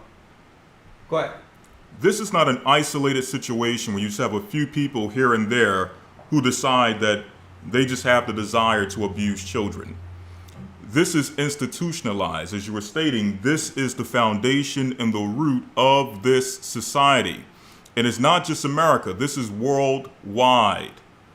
Okay, there's a worldwide network of people who are involved, not just in the pedophilia aspect. That's just one aspect of it. But she mentioned what? Drinking of blood, eating of human flesh.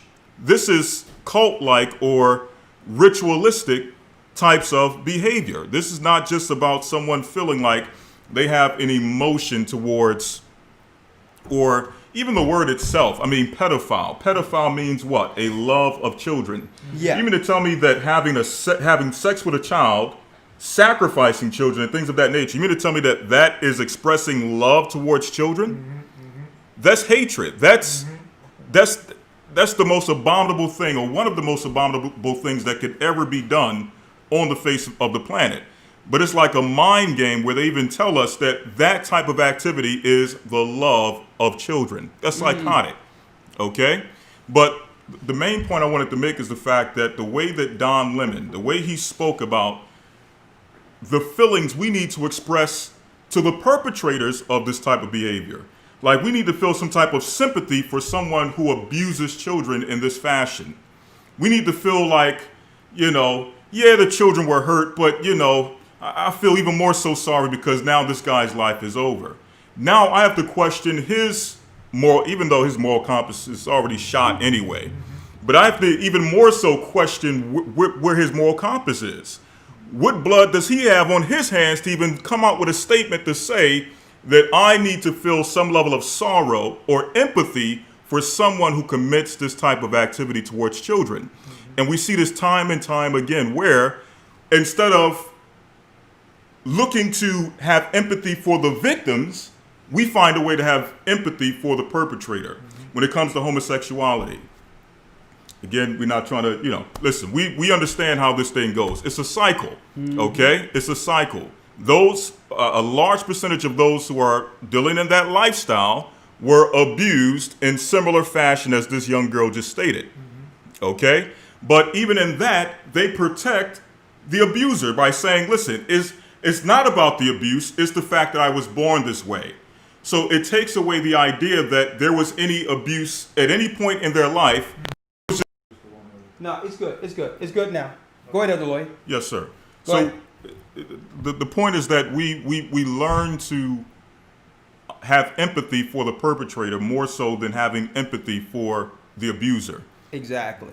And we find an excuse within ourselves to say, well, you know, this or well, that, so on and so forth. But the reality is that the more we keep giving some level of empathy or giving some level of what do you call it, a lifesaver so to speak. For those who are perpetrating this type of behavior, it will continue. And as we stated from the beginning, here's the question of the 600-pound gorilla in the room.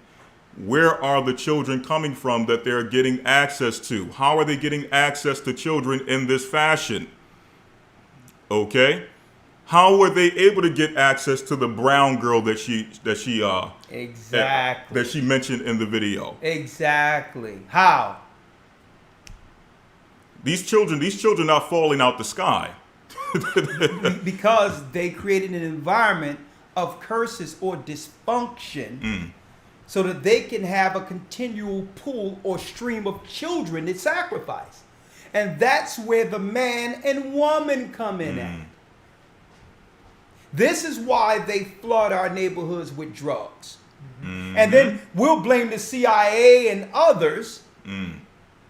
But do we have power not to sell the drugs? Exactly. That's right.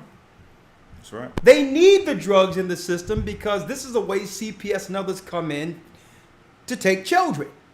They need the vaccines in the school because it causes brain damage. Neurotoxins are in it. So that now they can claim, well, listen, your child got ADHD. Let me put him on medication or her on medication. This way the government is continually in your home. So they're not focused on the one child with an issue. They want to see if there's something going on in the house, probably some dysfunction they've created to get access to more of your children. That's how it works because we're in a Moloch society.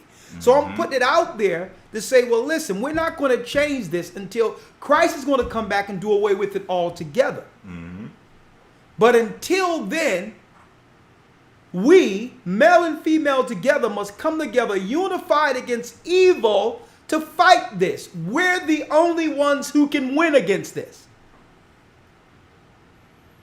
We'll be speaking to the choir to say, well, we need some attention put on this and put on the news. It's the news stations and all this. It's the news stations. It's the religious institutions. It's all of them together that are behind the Moloch sacrifices, the child trafficking. So we'll be throwing a pebble into a lake thinking that we're making a ripple. We're not going to change it, folks. It's what God said the nations do. It's what they do, folks. So whatever little problem we think we're having, understand inadvertently what we are contributing to. Think about it. Who benefits from our curses? Who benefits from our dysfunction? Who benefits from our division? And above all, who suffers? Who suffers? The conversations I'm having, that I continue to have with brothers and sisters and all that. Why do you think when our people came to John who was baptizing, he told the Pharisees and others, he told all of us, bring meat acceptable for repentance. Because he knew that we were dealing with what? Deeply rooted curse issues after going through so many captivities. So we're walking around functional as if we got it together, totally broke. We're broken on the inside and we're showing the world a facade. And Christ is saying, no, repent. I know you're broken. I know you're broken. I know you're dysfunctional. I know molestation is within the community because it's a systematic scenario that's set up to victimize children. I know the women aren't protected. I know the men has been emasculated. I know that there's an insatiable appetite to actually release ourselves physically and sexually to escape dysfunction. See? So that's why the baptism, the repentance, and being honest starts before the walk. So that when you come through, you're not looking back anymore to who you used to be and how that affected you. You're now what? A citizen of the kingdom who's now contributing to building and fixing what our forefathers broke. We're not going to use the curses of what our forefathers did as an excuse, because through Christ, we are kingdom builders. So now man and woman have to be made again in the image of Christ to protect. And guess what? Because these deviants that we just speaking of, they're tormented in their minds day and night concerning their future. That's what they go through. They can't see light at the end of this. This is why the majority of them kill themselves. They're tormented. So there is a spirit they fear that torments them for this behavior. Understand that. So they don't get away. That's right. There's a judgment there. But the reality is the sadistic behavior is our society. It was built on it. And our dysfunction feeds our children to them. So when Christ says repent, put down your burdens, put your burdens on me, it's so that we can't use our past sins and what happened with our family and with our relationships as an excuse anymore. It's not about us as individuals anymore. We must get together, man and woman, and stay together through this. The image of God, male and female, the dominator at the top, with the woman as the helpmeet, is the only power in the earth that can defeat this.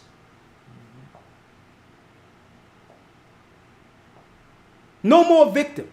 We're warriors.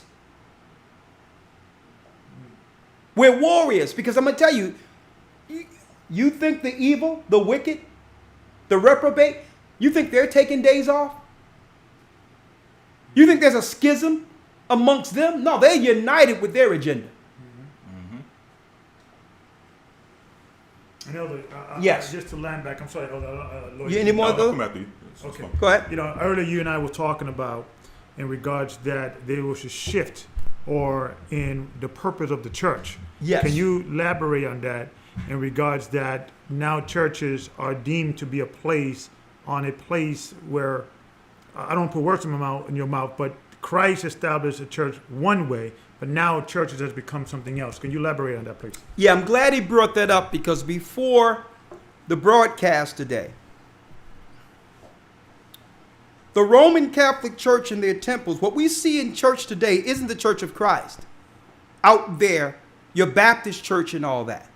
Your Baptist church, your Catholic church, these places were set up so that victims can come in and depend on the temple.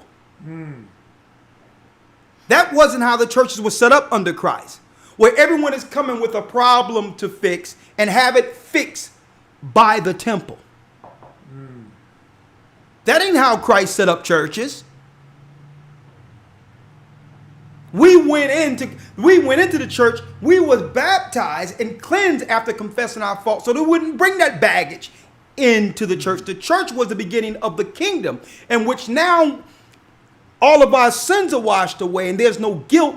We can now be used as instruments with our gifts to bring forth the kingdom. It wasn't made so that you can get a can of soup or a blanket. That wasn't what the church is for. Because once you put your sins down and work together, soup, we got our own everything. You're no longer dependent on an institution. You can stand as a family and build the kingdom inwardly. That's what the church was for. The church wasn't for the Salvation Army and what the Romans made this to be, where you are constant victims being victimized by the high priests, which are your preachers, coming in with problems saying, can you pray for this and pray for that, without anyone getting to the core issues that's leading you to needing prayer. Churches wasn't set up for that. Read the churches. Read the epistles. They turned it into an institution to get access to more children. That's what you see going on in the church is what it was made for. The nonsense you see there is what it was made for. Rape, molestation, dysfunction, getting access to more children, separating families, women running roughshod over everything, men hardly being there. All of that is why they created it. This is not the church of Christ you see in the Western world. These are Babylonian temples. So, Elder, Christ's church would fix people to where now you are actually a pillar. Yeah, a brick. Listen, you are a strength and a tool with your ministry. Part of the body to build the kingdom now. You're not dealing with past guilt and past issues. Those things are behind you. You are now a pillar contributing to build the kingdom. This ain't about you sitting around with your baggage, talking to other people about your baggage. Your baggage died in the water. That's where your baggage is. That's why he said wash away. He's washing away the old curses so we don't now use it as a crutch or an excuse anymore. That means when you stand before the Father after baptism, all that stuff we use for an excuse, the Father's like, well, you can't come to me with that. I killed your past. Just like the cross, the water did away with your sins. When you come before me in judgment, I'm not even going to look back at before you were baptized. So how can you bring that as a crutch now when you're not being judged on that? No. After you were baptized, I see my son in you, man and woman. You can now walk without guilt and build your kingdom without excuse. You don't have to build the white man. You don't have to blame the white man, Willie Lynch, your past relationships. All that went in the water. What are you talking about? You think, a lot of people think that when they come into one of our churches, that you are supposed to come like in a Christian church. No. You're supposed to come without guilt, without a crutch, so that you can bring your ministry and bring your brick, because whatever you build here is your room in the kingdom. So we done got that messed up, confused to what a church is really is for. A church is Christ's government. That's what it is. Not no dysfunctional, broke, cursed people talking about, well, I'm still destroying everything in my wake based on my past. And can you please help me? Right. Yeah. What can you do for me? No. You're not supposed to find out what the fault is later. Everything is supposed to be before that water so that now you're Christ going forward. You're not running around with all this baggage you've held. The curse is finished. You're no longer a victim. The Most High is not going to build a kingdom with 144,000 victims.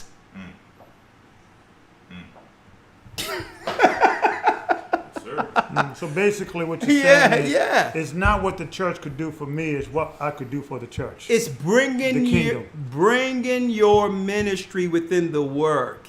You no longer have to look back at what happened to you and become this perpetual victim. If that's the case, why did Christ die? And why were you baptized? If you're still the old man and the old victim under the curse. And part of it is faith, lack of faith. People have to have faith that they have been delivered. And they will be delivered. And they have been delivered. See, that's why I tell you, Satan used fear to put us under bondage. And all due respect to that brother, because I know that brother is a very loyal caller, and I love this brother who called in. I can see him getting strength all the time. The brother that was on the broadcast last week, where I said, listen, brother, next time you come with some good news. Come with the spirit of might and power. No longer are we accepting victimized mentality. We're not going to lead a nation. Yeah. Enough of that. Complaining, crying. No one is going to coddle us into the kingdom. The enemy's at the door. And that's why I made that statement last week, because I love that brother.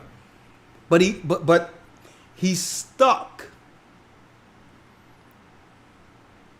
He's stuck. He's stuck under victimhood. That's a curse. And you cannot lift a nation. You can only bring a nation down in that spirit. Okay? And that's why we're talking about not just women, but men too. Women, you are help me. The reality is, if you don't get behind a man and respect the man's position, because the judge is coming who set up man, folks, it's going to be, let me tell you, the Bible tell you it's going to be blood up to the camel's hoof. It's going to be just carcasses everywhere. And there'll be no one to complain about concerning the man. That's what's coming. A woman, from now on, have to be the woman that came out of Adam, period. No one is hearing excuses. No one is hearing, hear what I went through. See my side. The side is the Most High. That's the side. That's the side. No more, well, this guy this guy that. No. You didn't complain about the guy when you got him. You didn't complain about him when you had children with him. Or if you did complain about it, you were with him. And vice versa. This is who the Most High have put us with, and we're going to fight together to protect that child. Because what happens is that that child see dysfunction, all the baptism, everything else was for nothing. They're going to look at it and say, you talking about that Bible and God, you are a hypocrite. And I know about your God and your Bible. I hear it every day when I hear you and Mom argue, when I hear you fight. And you're going to tell me to follow this God? I'm better off by myself, and that's where Satan wants your children. That's where they want your children. Okay? I mean, Abraham and Sarah didn't have the best of times. I said it this Sabbath. Can you imagine a woman sitting there looking at her husband feeling less than because she cannot give this righteous man a child? Can you imagine the anguish and the pain Sarah went through? And check out her humility. How many women going to look at their husband who they love, who they feel that they possess, and say, you know what? For the sake of this man's prodigy, I'm going to go to my girlfriend. I'm going to go to Hagar and have her marry my husband to bring forth a child. Now, the Most High isn't asking any women to do that. But check out that. Check it out. You know, that must have killed her, but she understood her position to be a helpmeet to this man to bring forth this nation. And if it wasn't for that decision, folks, we wouldn't be where we are right now. Because eventually through these other nations, we're being refined as the chosen people. Ishmael came from that. And Ishmael became what? He became an adversary to Isaac. But that adversary is refining us. That's right. Esau is refining us. That's right. He's not destroying us. He's refining us. That's right. Yeah, it's the old saying that the Most High established the wicked first to show the righteous what not to do. Exactly. You know. Let me tell you, if Sarah was raised under this feminist, satanic Babylonian system, you know what she would have said? Adopt. Either you adopt or you die without a child. And where would we be? And let me tell you, and because of her faith and her commitment to help meet her husband above her own emotions, above everything that's in her as a woman, to possess and love her husband only solely for herself. For her faith, The Most High had her have a child at the age of 90, folks. She was barren and couldn't have a child. All of her eggs dried up. And the Most High gave her the chosen because of her faith. There's no more patience anymore. We're just willing to give up altogether, not even realizing that that when the children come, it's not about us anymore. It's about those children. You had your shot, you had your opportunity, you had your choices. You made your choices.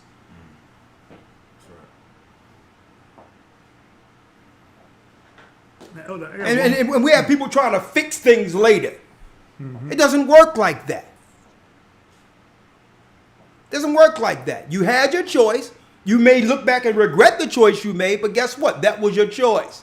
That's right. Now you have to choose better for your children, not to witness, so that your child don't witness dysfunction and become a sacrifice. Elder, I got a question for you Yeah. before we take calls. Yeah. Do you think that the trend where this country and this world is going to, of accepting in the open, pedophilia, you're born this way, and let's just say the worst of the worst, that they accept that lifestyle as being an alternative lifestyle, like the gay lifestyle, right? Yeah. Is that indirectly is probably a thing that now it will make it easier for us people of righteousness to identify the wickedness. If the wickedness out more in the open, is the Most High said, okay, Satan, now you're using your agenda to bring out your wickedness, but all you're going to do is help the righteous to expose you. So when you're in the world, then now that is accepted. We could say, there it is, there it is, that is. And now for the righteous, we're going to be like, okay, now we know where to look and how to look. Exactly. So I think the Most High is switching this to say, okay, you're going to use that evil, but I'm going to turn that evil to help my people to defend, to have you come out. Yeah. Exactly. Yeah. It's still the Most High is going to use it for the righteous for good. Amen. Right. But the whole deal is we have to also look at the Stay vigilant. inordinate number Yeah. of people who can't see. Right. They're the vast majority. That's a sad thing. This is why I'm putting it out there. These are the people they will prey on. Keep in mind, this COVID thing, what's about to happen, because the truth is happening, Israelites are waking up, time is speeding up, the Moloch worshipers, the institutionalized power, are panicking right now. Because with us having the truth, understanding the law, identifying that it's just not by choice that they are actually dealing with these things, it's their religion, they are afraid that the righteous is going to stand up in full defiance to protect our children, now identifying them for who they are. Now that the Bible have revealed that this is a religion, it's not a personal choice. So they are afraid now because they're going to lose the influx of sacrifices. And if they can't sacrifice, Satan requires them now as a sacrifice. So they are afraid. So now with the advent of COVID, you notice it's the liberals who want everything shut down because they want to move this thing until the schools are open. When the schools are open, they can now label COVID, and now all the so-called dysfunctional, underprivileged people who they always wanted to get their children, guess what? They're going to have the law to be able to say, no, we tested your child, and guess what? In order for you to get your child, you have to come down here and get tested too and take the vaccine. And this way they're going to be able to euthanize the parents and take the children. Listen to what I'm saying to you right now. Now that's why I'm saying let's rally together and unify against wickedness, folks. Because they realize that the gig is up, and guess what? It's deeper than us just becoming Israelites. I understand we're Israelites. They knew eventually we would find out all the inner workings of their darkness and their religious practices. They knew this. As long as we were ignorant to the fact that it's normal to them to sacrifice children.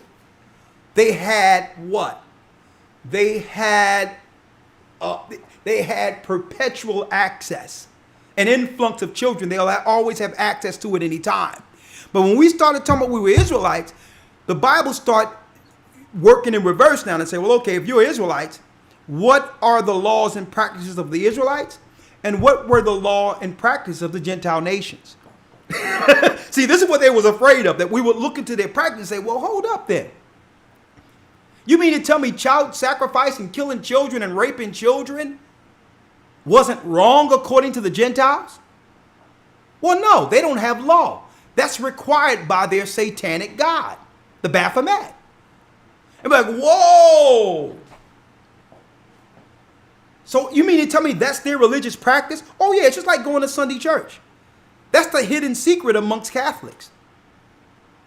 Most Catholic families are fortunate that it doesn't happen to their child. The worst that can happen to their child is that some priest may just deal with them and they'll become a priest later. Mm-hmm.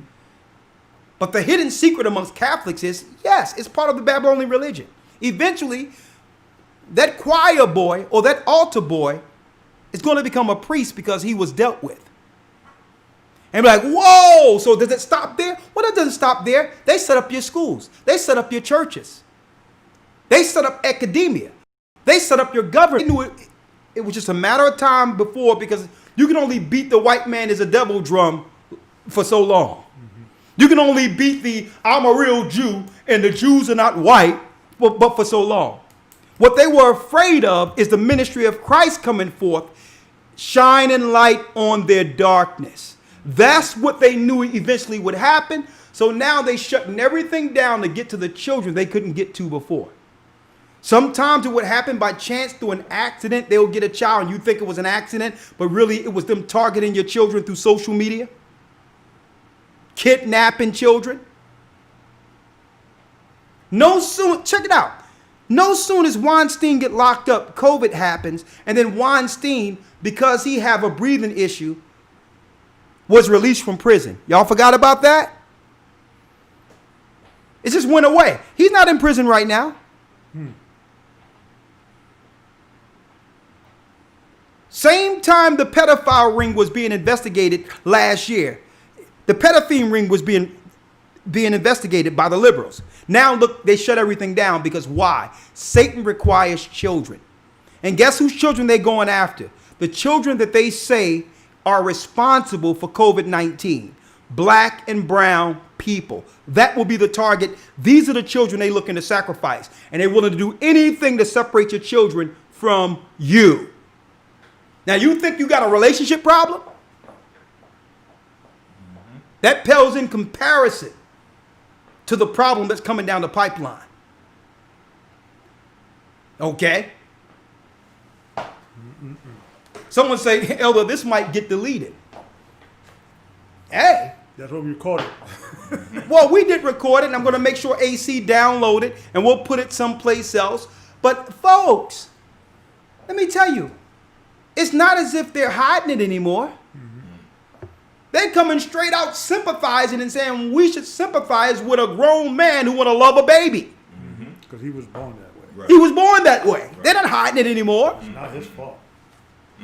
They said, shut up, put on your mask, and let them rape your children. That's what's going on right now. Because that mask is symbolic. Because they're not running around with masks. That's symbolic for them. Introducing the world into their ritual. Exactly. We had a show about it a few weeks ago. They're actually inducting the world into their ritual. Shut up, get chained up with a mask, have your children trained up over there, and come out of the cage and let the gimp get to them. That's what's going on. And they pick up the litter because all of that they call us animals, Goyim. Pick up the litter. They pick up the litter. Why? Because we're so vain.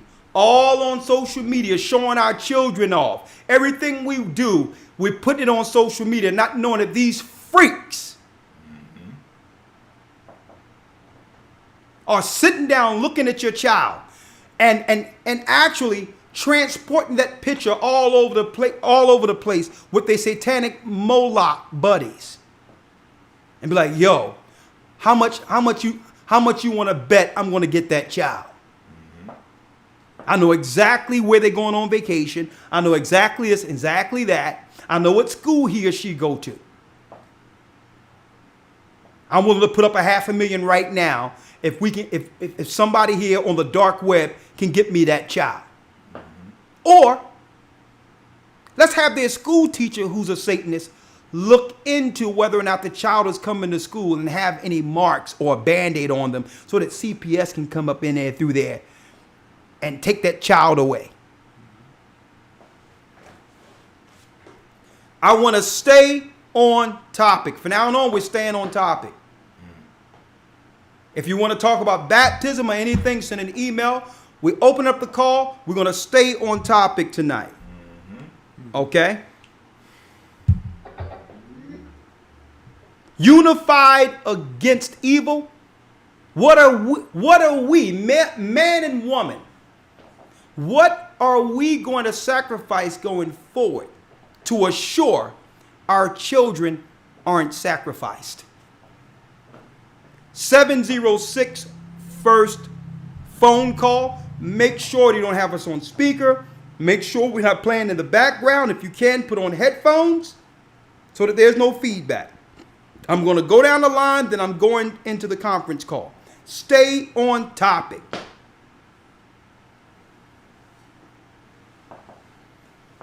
706 area code. If you get off topic, we go on to the next call. Yes, sir. All right. 706 area code. Unified against evil. After that, 504.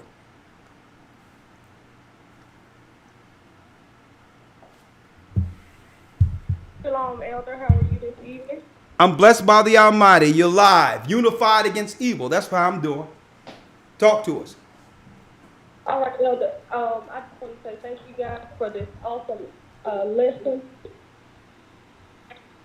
It is so true. I recently just got married. Me and my husband are in the truth, and we were just discussing on yesterday what we need to put in place to safeguard our children.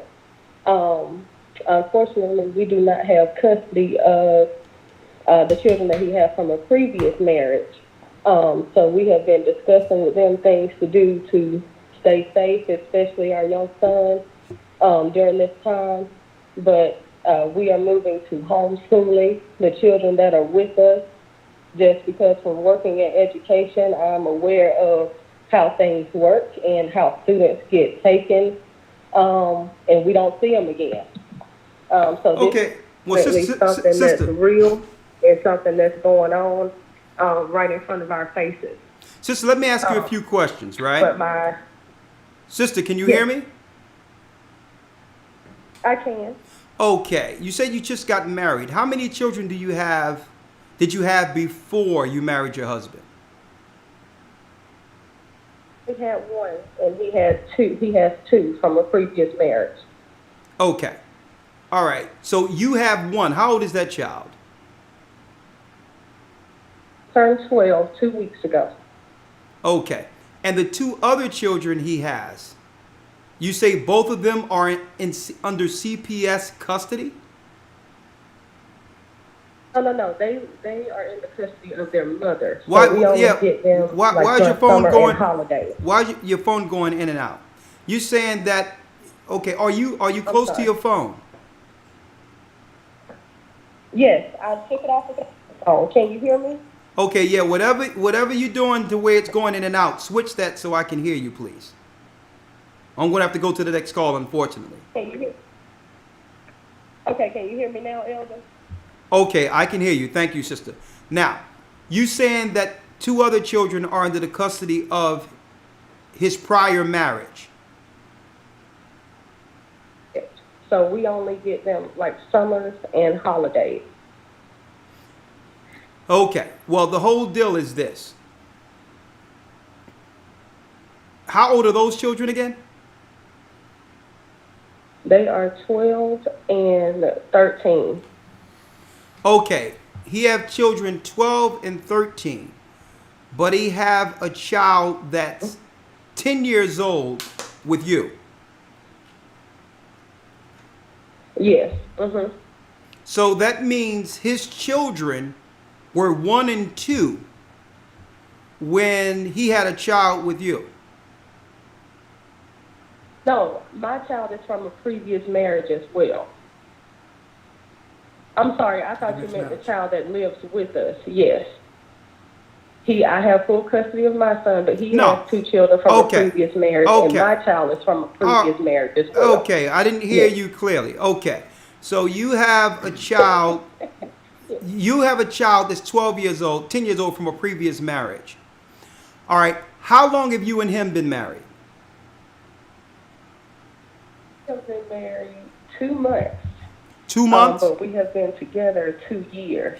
2 years. Okay, where's your child's father? He is totally out of the picture. He has signed over his rights. He gave up parenting, so I do not have any interference from him. Okay. All right. Okay. All right. So you've been baptized in the church? Yeah. Yes, sir. Okay. All right. All right. Okay. Well, sister, I'm going to ask you, unified, what are you and your husband are going to do? Because there's nothing you can do about children that are under custody of someone else. That's an impossibility. But what are you going to do going forward? What are you going to sacrifice to assure that your children aren't, or your child there isn't sacrificed? Well, like I said, we're going to homeschooling, but we also study the Bible with him. I've actually been in the truth since 2012. I got baptized in 2013. Hey, sister, so I need you to, sister, listen. Yes. Listening is an art. I'm going to start doing this real quick. If I ask a question before you go into your long, drawn out what you did, answer my question first so that we can have a good broadcast. What are you going to do to assure your child isn't sacrificed? He's homeschool number 1. Yeah. So that we can make sure nothing's happening, when he's not around us. Good. Number Good. 2, we keep him in the Word. He has his own Bible that we study with him in, so that he now, since he's 12, understands what it is to be a man, what those responsibilities are. And I believe that keeping him grounded in the Word will help him ward off any other, outside influences. Well, thank you, we sister. limit his access to. Yes. Well, thank you, sister. Bless you. Staying in prayer, making sure your child is operating in the spirit of the Most High, and spending more time with your child, aware of what they're doing, what they're getting into. Great point. Thank you, sister. Great call. Let's get the next call. 504 area code.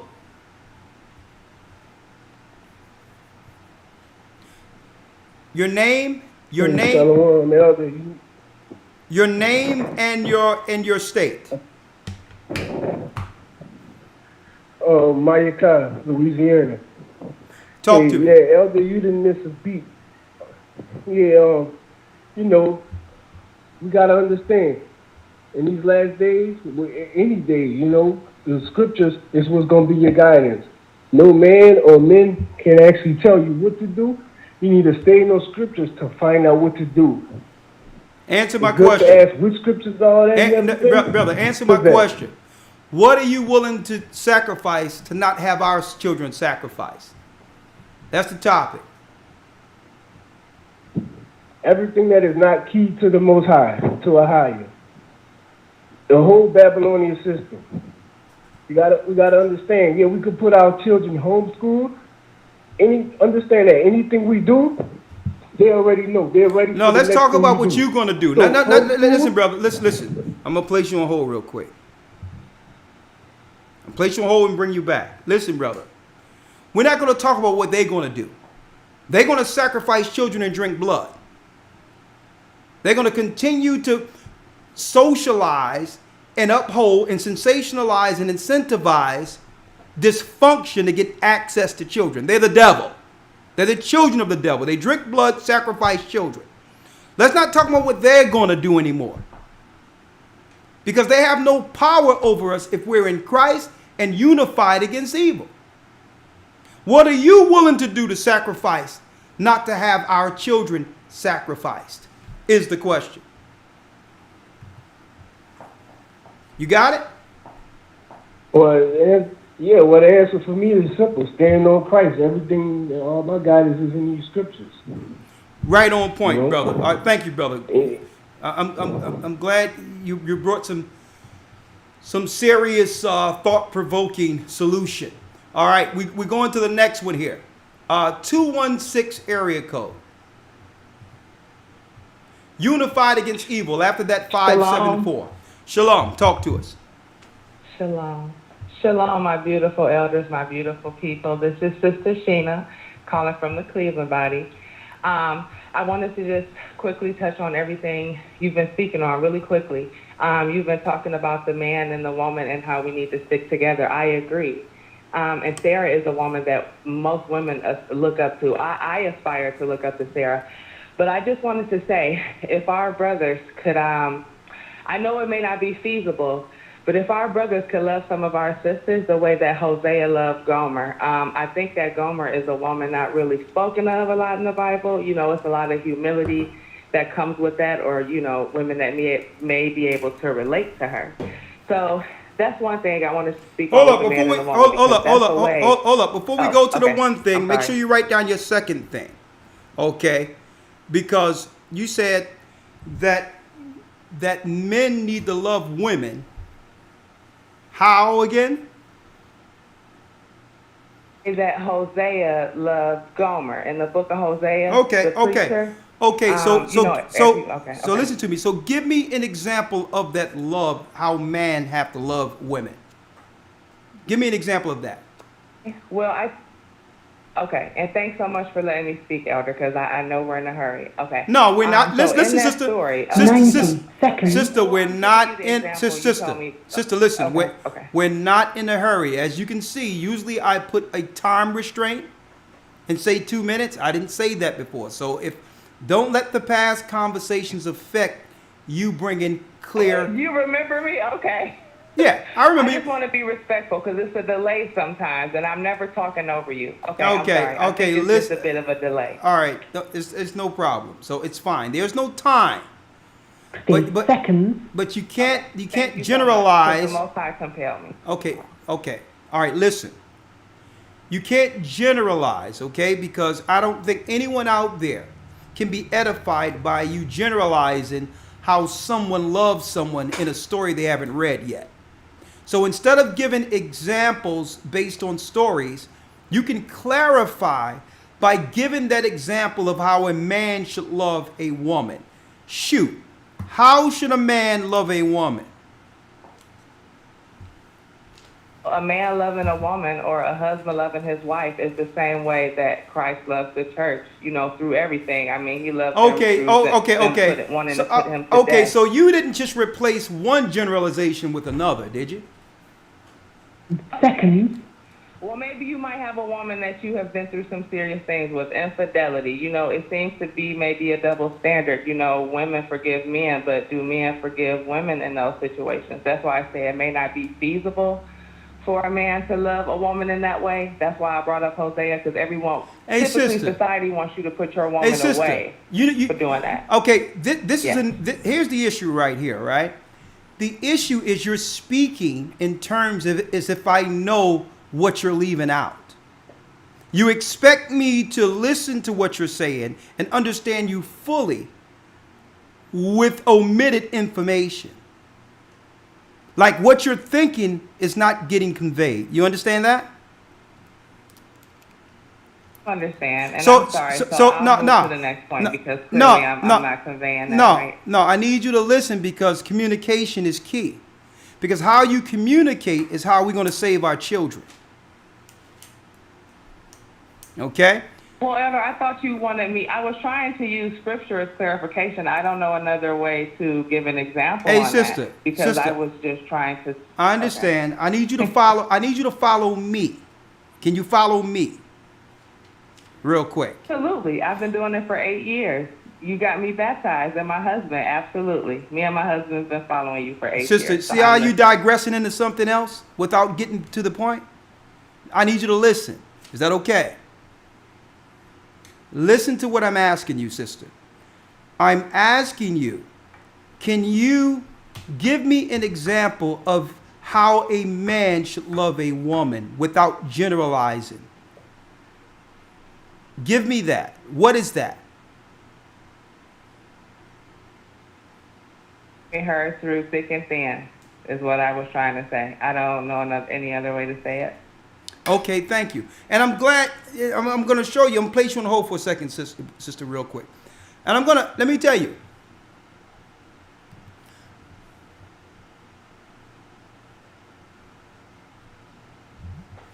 I'm glad we had this question because sometimes,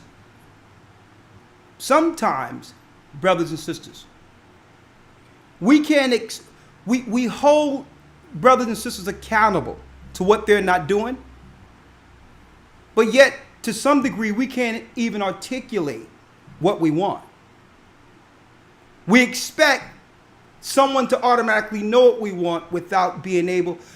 And I'm going to tell you, just for sisters, men are simple creatures. A lot of you may get upset because you expect them to already know something and follow up on something that you had in your mind and didn't convey. Men don't work like that. If you can't express what makes you angry or what makes you happy clearly, you're not going to get it. You're going to be running around the house upset, hoping that, just waiting for a time in which there's a battle for you to bring out something that you didn't articulate before. So, in order for us to save our children, we must become better communicators. Don't expect someone to know what's on your mind. And what will help, if you can't articulate it on the spot, being nervous or whatever the case is, write it down. Write it in a letter. We used to have letters that we give one to another so that we can make sure we can gather our thoughts and write it down in a way in which it won't be received negatively or wrong.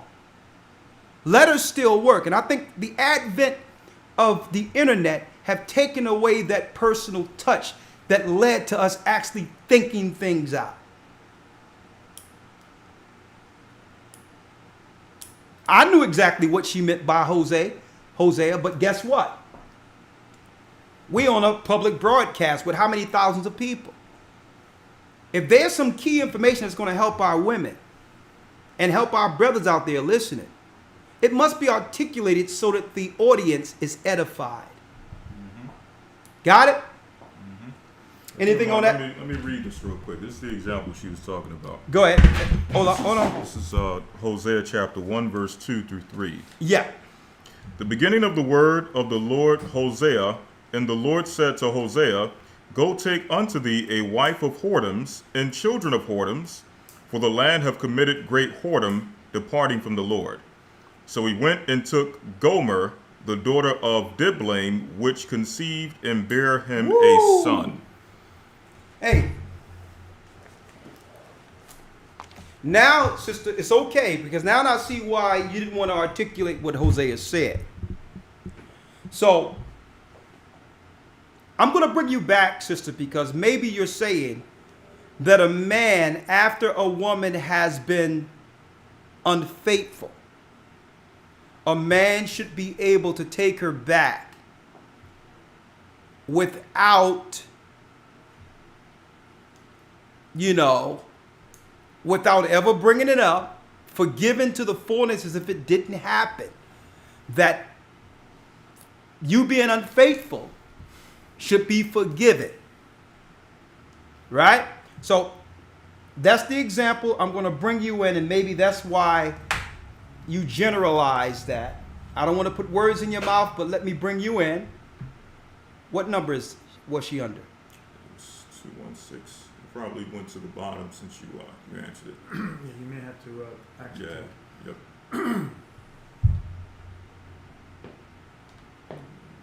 Okay. All right. I think she's off. No, well, pick up the 6. I think I saw a number. What was it? Yeah, I think at the top somewhere. Put 2-1 again. Was it 217? You think? I think it was 216. I think it was 216. It said Cleveland. Okay. I think it's a 216 number. Okay, sister, call back. Call back. Right. All right. Yeah, because let me say this, and I don't know if that's the case. All right. Keep in mind that we as a body is getting to the root of our issues and are trying to fix them. And no one is to judge anyone adversely. You know, forgiveness comes with the territory and operating in the spirit of the kingdom. But let me tell you this. When it comes to fornication, right? That's the only out a husband or wife has for as far as grounds for separation or divorce, according to Christ. That's the only grounds. Now, if a man forgives someone for infidelity, or if a woman forgives someone for infidelity, once you come together and you're together, it's not to be spoken of again. Which means you cannot use this as a get out of jail free card 4 or 5 years later after 1 or 2 kids and saying, well, there was some infidelity. No. That thing was forgiven over and over again, and I'm counting the children, and every child head is a forgiveness. That's right. I'm looking at forgiveness in front of me. Now that's the question. Was the situation truly forgiven? Is the question. Exactly. Now, if it wasn't forgiven, you were supposed to do what we did in the Old Testament and get out of it. If you are not the type of, if you're the person that's going to think all night and think about it, well, I forgave you at first, but right now it's back in my mind again and I'm going through it again. You didn't really forgive. That's right. And some people stay in a relationship, and I've seen it, where they just need an opportunity to have that person hurt as much as they were hurt. Or they stay because of the children. Well, we can't go off of what people say. Right.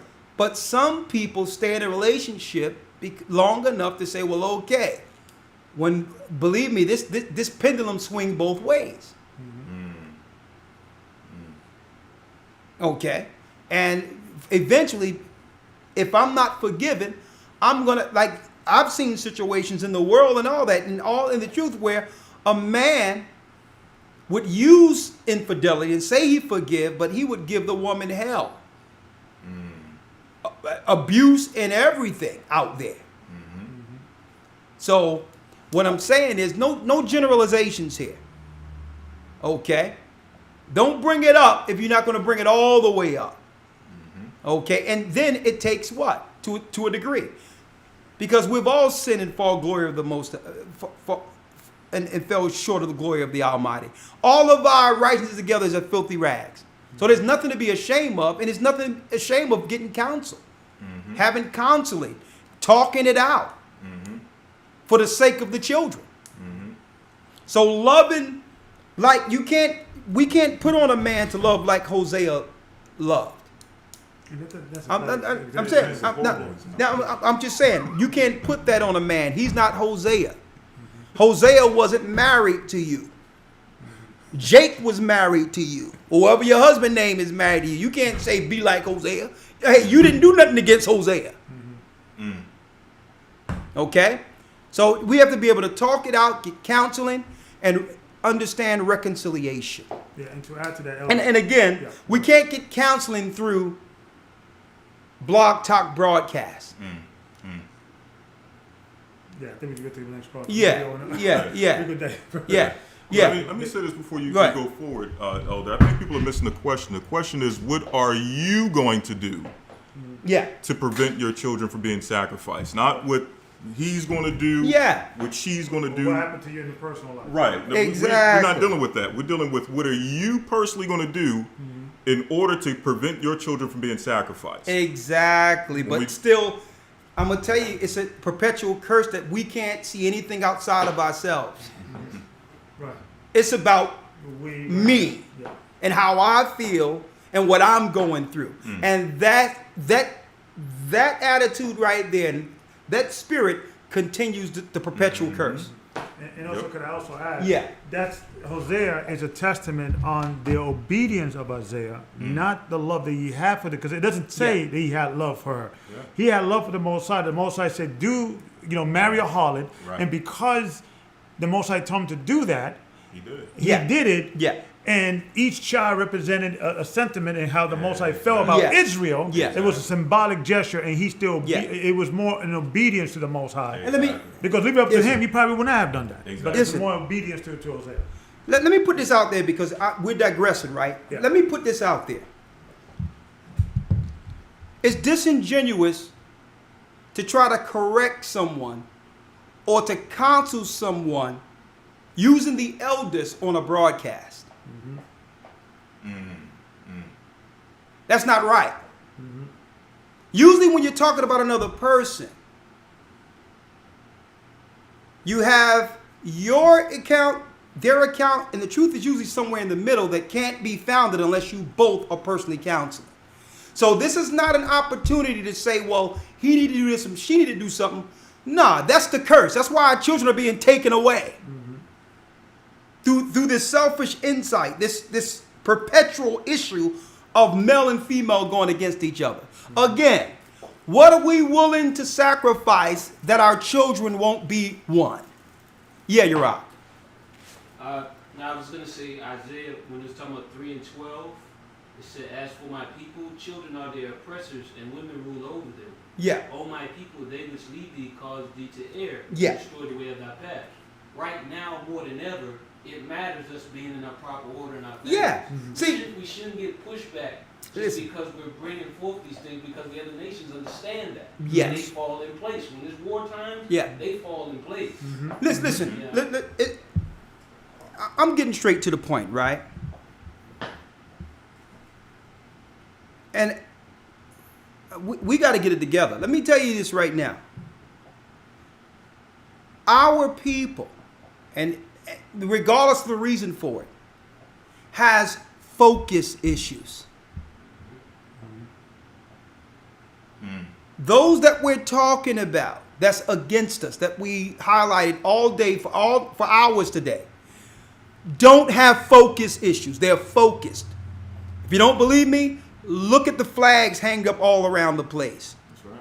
Look at the commercials that are popping up. Look at the political positions they're putting themselves into.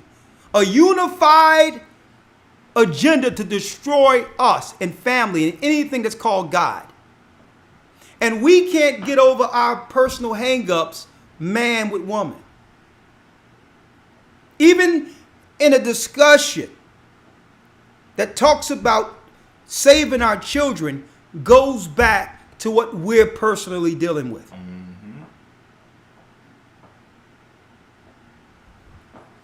Next call. 340 area code.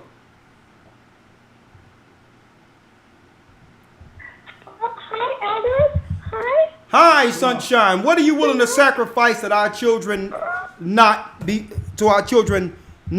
sacrificed? Talk to us. Oh, okay.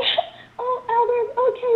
Well, I first wanted to say that I wanted to go back to what you were saying about, the claims on pedophilia being the same as molestation. I think that's just complete foolishness. and they're just straight out lying to us, trying to have us, the public, accept what it is they're doing. This whole idea, like you guys were saying about the gay, that whole idea about the gay, it's born that way. The same excuse is being used to pacify this community now, where, we shouldn't reject the poor homosexual or something like that. That thing that's put forward, it's really to set us up to open attack to our children and without penalty and to put it into law. And the American public before and the world, we didn't have that look. We didn't have that feeling. It was just like gay in the closet. Hey, sister, hold on for a second. In this society. Hey, sister, hold on for a second. Huh?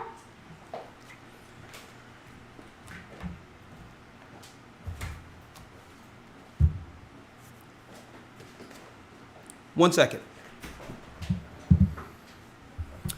If I was sitting in a room, maybe I'm not getting it clear.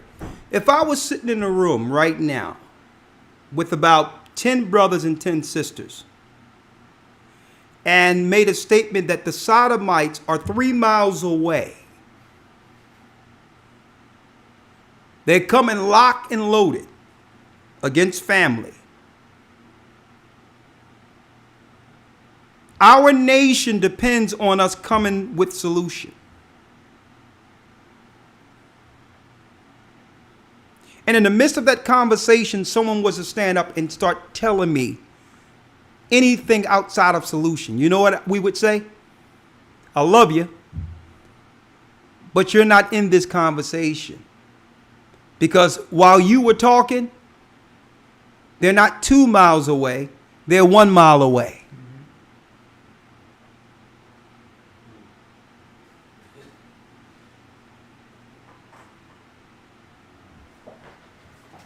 What are you willing to sacrifice that our children aren't sacrificed?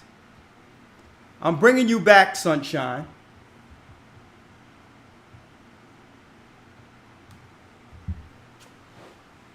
Okay, Elder, sorry, I just had so much on my mind. Elder, I know that the children, our nation depends on the youth. I know that we cannot move forward as a nation unless we protect our children in every way we can.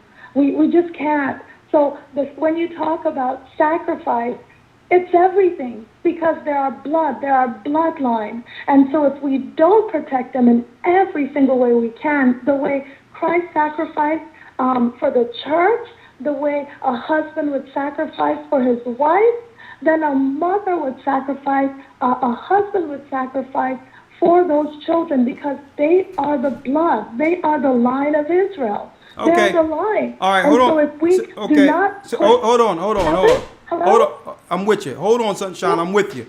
It's time to have a man conversation. Hold on. Time to have a man conversation. All right. Because the whole thing is, I don't expect the sisters to know outright how to strategize and do what needs to get done. Okay? That's not her position. Okay? Sometimes you have to realize a woman was made to be a helpmeet. So we're going to bring some fellas in here with the plan. Sunshine, while you were talking, the sodomites are now a half a mile away.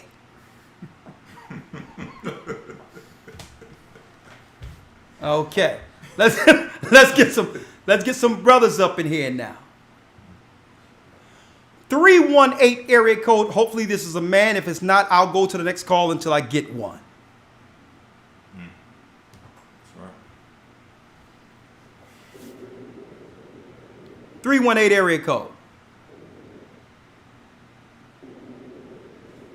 Shalom, you live. No, you ain't live. 518 area code. 518 area code, then subsequent to that, after that, 803 area code, okay? 518 area code, hopefully this is a man of the Most High.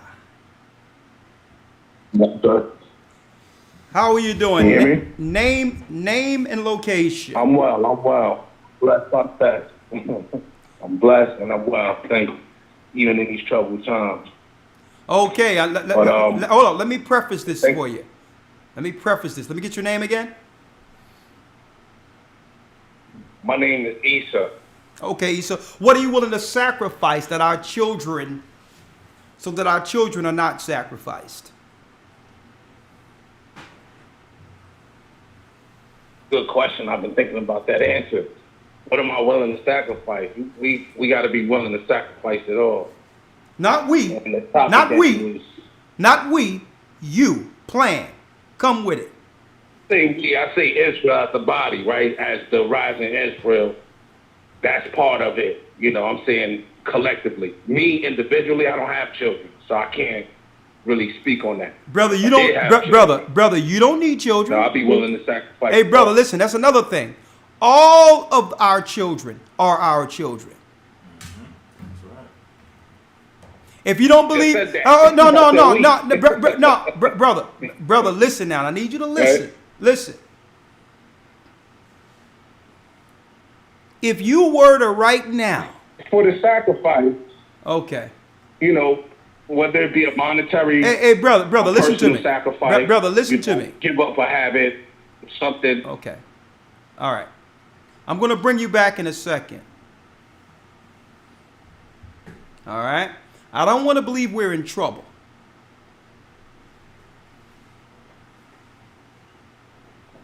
Right? Quarter of a mile. Hey, Caitlin just knocked on the door. The outside, that's what you're saying? Outside no, Caitlin just knocked on the door. All right? You're looking in the house? All right, listen what I'm saying. If a black guy right now was to go in the suburbs, any suburb on earth,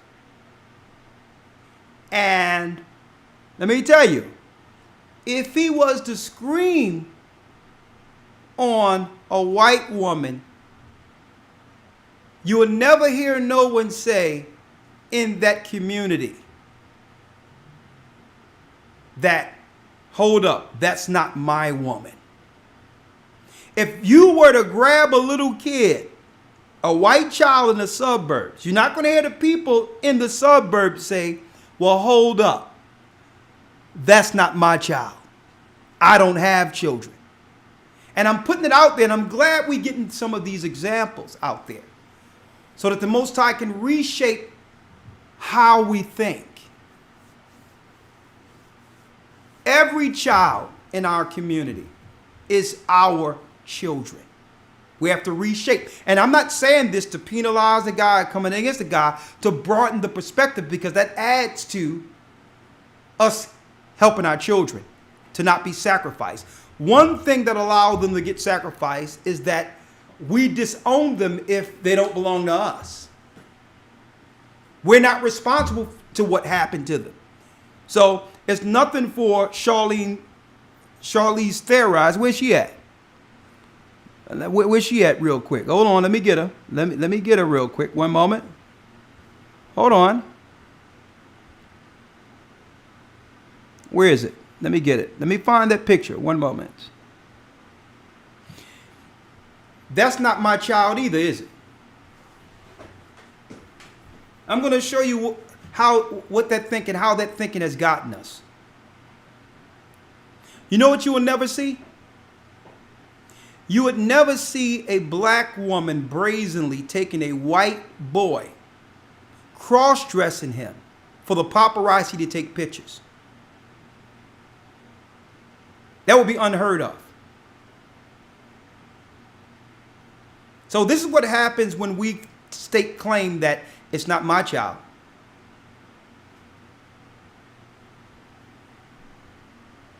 And I'm going to say, that's the spirit that, that we have to work on. All right? I'm going to bring you back real quick. I'm going to bring you back, brother. I'm going to bring you back. Wait, it's 917? No, the one before that. All right, let me bring you back. And you coming with solutions. Go back up, keep going. 518? It was, 518, wasn't it? I think it was yeah. I'm bringing you back, brother. You coming with solution.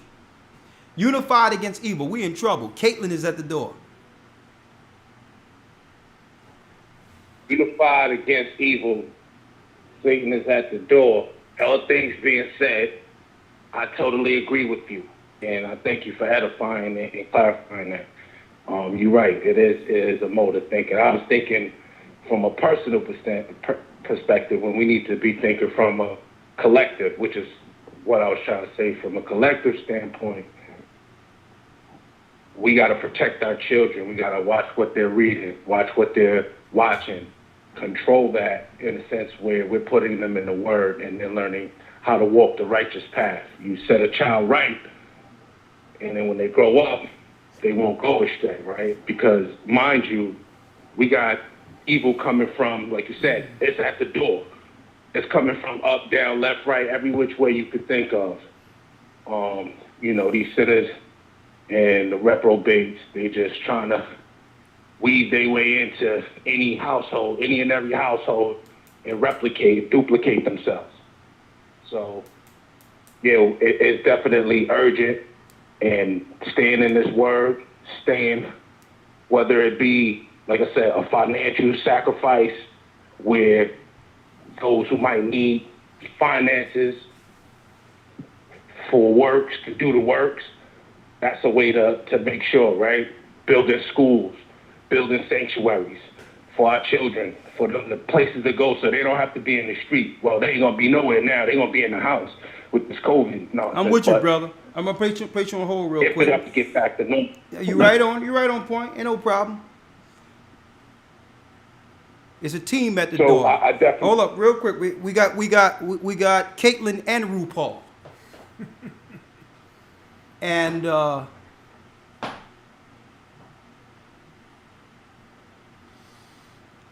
I'm gonna give you all one more shot. One more shot with a solution. Oh yeah, Elder Moss, there's nobody on the. There's no one? Free conference call. There's no one on there? Yeah, I think we have to put the number up. The number's there, 712. Okay, cool. It's been up there. Okay, cool. Check now and see if there's anyone there. Well, I just wanted to put it out there because it's okay, because I know a lot of you are coming with solutions. And guess what? We're not clowning no one. You know what this is doing? This is going to stimulate thought. We're going to start thinking in areas we didn't think before. That's the whole point of this. That's these exercises. What we weren't thinking about before, today let's start it. It's nothing to see a brother on a corner knowing that his option is to sell drugs and all that, and speak to him and say, if you had other options to make money, what would they be? You understand? I seen a brother on my way here yesterday. I think he worked at a Wawa, whatever the case is. And for nothing, he's a brother. He waved at me. I stopped the car and I spoke with him. I'm like, where you work at, man? He told me where he worked. He told me what he's doing. He's a young brother, right? He says, I'm just working, trying to make it, He says, I see y'all driving all the time. He says, what y'all got here? I'm like, the brother couldn't be nothing but like 19. I could tell that he's from some town somewhere where he almost walked to where he worked. I'm like, listen, brother, listen. Here's my number. Call me up if you need me. This church right here is Gathering to Christ Church. You come in here, it can change your life. And I asked the brother, I'm like, how would you like someone to walk to work and it be your place of business? And he's like, that sounds like a good idea. I'm like, brother, the whole world to come is our business. And you should have seen this young brother light up. I didn't know this brother. I wasn't responsible for this brother personally. I didn't know him. But you should have seen him light up when he's seen a ray of hope in the midst of this COVID crap. And I told him, I'm like, brother, the next world is our business. And you know what? He looked me dead smack in the eye. He didn't see any wavering. he knew I was serious. And I could tell the look on his face. He was thinking, this brother knows something I need to know.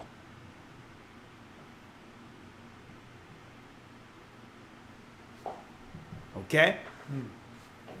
You got something, Elder Gabar? Well, I think maybe the conversation needs to be had, and if someone doesn't know the answer to your question, maybe they have to confess that I don't know what to sacrifice. And that's okay too. That's okay too. Yeah.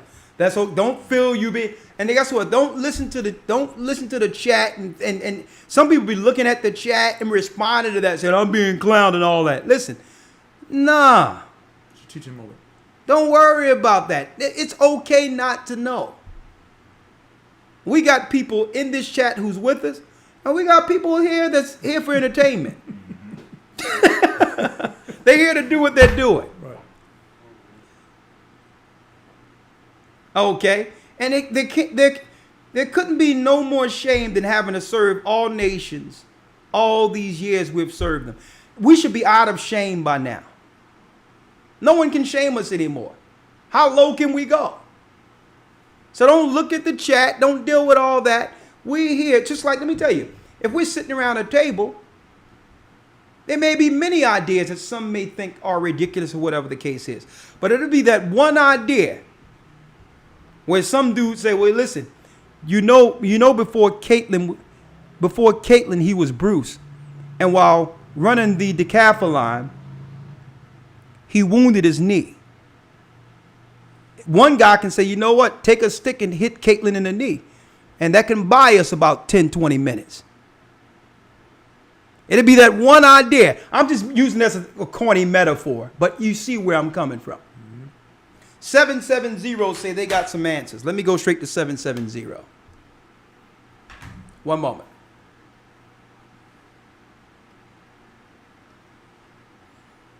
Where's 770 at? Maybe you could type it up on top, Elder? Yeah.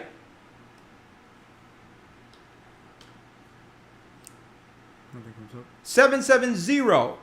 Maybe 770 is in the other line. Mm-hmm. Okay, one moment. Let's check.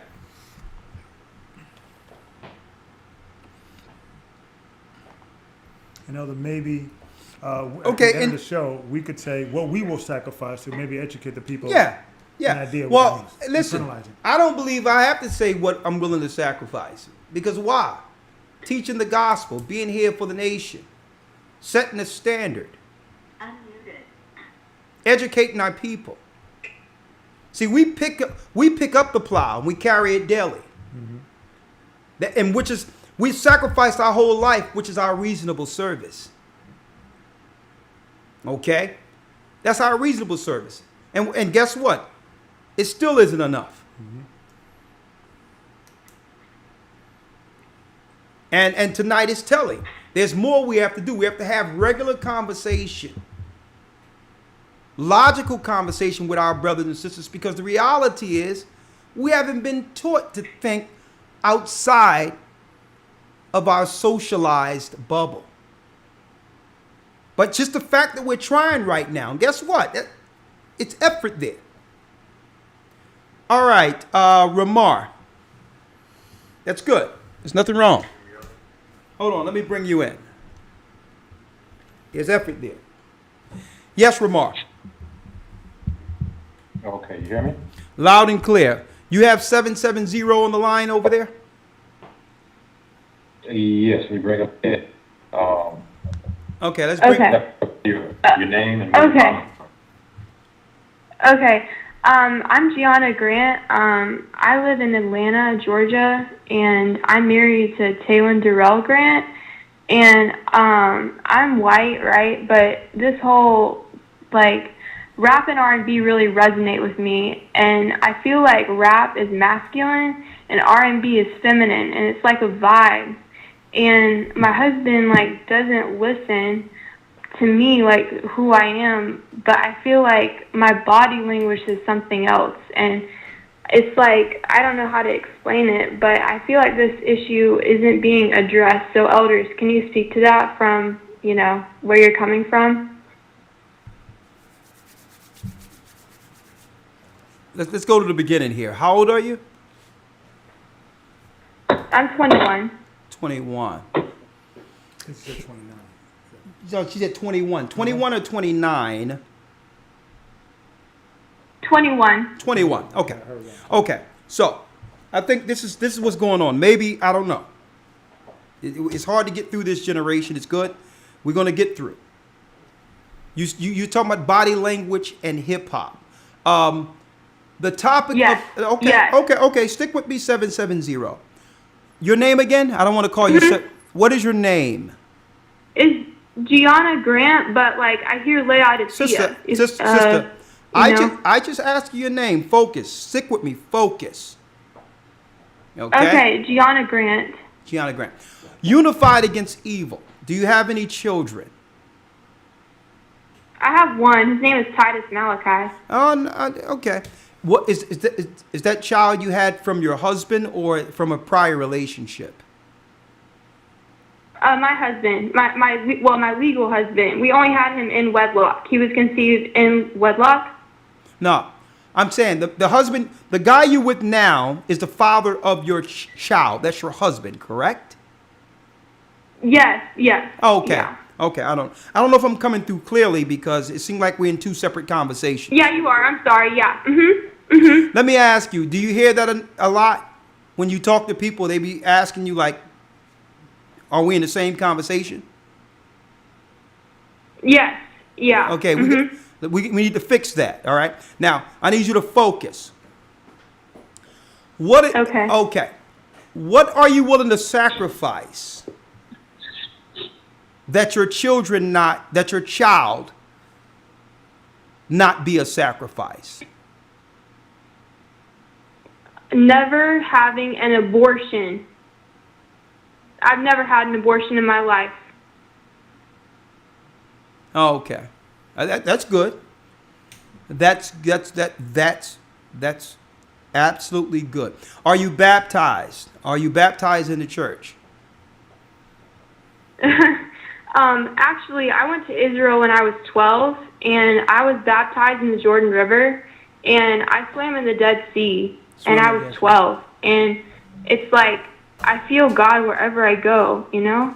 Like, I feel a higher wherever I go. Okay, great. That's fantastic. So where do you live at again? Atlanta, in Sugar Hill, Buford. Ah, Sugar Hill. So you grew up around, predominantly black people, I assume. Well, kind of. Like, I was homeschooled, right? Like, I was homeschooled in Tennessee. I was born and raised in Madisonville, Tennessee. And then I came to the A in Atlanta, and I met my husband here. But it's kind of confusing. I can't really describe it. Where's your parents? It was like, I just... Where's your parents? Huh? Where's your parents? Oh, they're upstairs. I'm at my parents' house right now. Okay. All right. What do they think about this newfound belief you're under? They think it's weird because I feel like my mom kind of understands what Elder Loya says, but my dad doesn't want to hear it because he's thinking y'all are like Black Israelite Islamists, and I'm like, no, like that's not it at all. You are literally the real living Israelites. And I try to explain like the tribe of Judah and the Haitians and all that to them, and they just don't get it. So it's kind of frustrating because my dad actually took me to Israel. Like, I literally walked in the tomb where he died and rose again. Yeah, dude, you wasn't in that tomb, believe me. So let me ask you this. Okay. All right. Last but not least, because I have a few other calls to deal with. Do you know? Okay, let me put it this way: your family think you're crazy, right? Yes. Okay. I have postpartum psychosis, by the way. You have what? It's a definition called postpartum psychosis. I had my son on 4/20/20. Okay. That's April. Hey, sister, I'm going to give you some. Let me get your first name again. Gianna. Okay, Gianna, I'm going to give you some advice. Okay, I'm gonna get you in front of this because obviously what you had with your husband being an Israelite is an Israelite child. Christ told us to be wise as serpents, harmless as dove. I'm going to put you on hold real quick. Real quick, I'm going to put you on hold. I'm going to give you some advice. Can you take some advice? Okay. Ramar, put her on hold. Yeah, Ramar, put her on hold real quick. Here's some advice that you probably didn't know, sister. Your parents think you're crazy. Okay, you're a white girl who like that video say, ran into a black man's arms, okay? Your parents are looking at you and they're looking into what you're saying with Israelites or whatever the case is. And they're typing in Israelites on the line, okay? They're typing it in. And they're seeing all these examples of what would be deemed extreme. So being that you're now, and I'm sure this is not the first time they have questioned some of your decisions, and you have diagnosis out there. 9 times out of 10, sister, and your husband have to get in front of this. 9 times out of 10, they're already 10 steps ahead of you. And their steps are to separate you from your child. So the example that I'm putting out here right now falls into play. I don't know why you called, but we're bringing it around full circle, that dysfunction leads to child sacrifice. And what you're putting out there, what you believe in and how you're breaking it down to your parents who think you're crazy, especially if they're white people, right? So 9 times out of 10, they're going to look at this as they have all the ammunition they need to take that child from you. So you didn't get the truth and the word of the Most High for your child to be taken. You must walk in wisdom. With this knowledge you shall be hated by all nations for Christ's name's sake. You have to walk with wisdom, young lady. And it shouldn't have been you calling. Make sure it's your husband the next time. Because it's up to a husband to actually protect and really hedge his wife. Who sometimes, to some degree, your words must be bridled. Okay, I'm trying to help you here. Let's take 2 more phone calls here. 2 more calls. Come on. Unified. Unified. I mean, somewhere we get off the rails. I keep on telling you, man, just stay on topic, please. 2 more calls. Come on. And then we'll go back to Blog Talk. Come on. Shalom, elders. Shalom. Unified against evil. What are you willing to sacrifice to make sure our children won't become one? A sacrifice. Shoot. My life. My life. I'm willing to sacrifice my life. Because that's what it's going to have to take. We're going to be approaching. Your name? Mysterious. Your name? My name is Kyler. Okay. Expound. Expound. Expound? Okay. I'm thinking back to the scenario of what you said about, 10 women and 10 women, 10 women and 10 men, or 10 men and 10 women. And we're all sitting there, we got the enemy approaching to us. We have to strategize.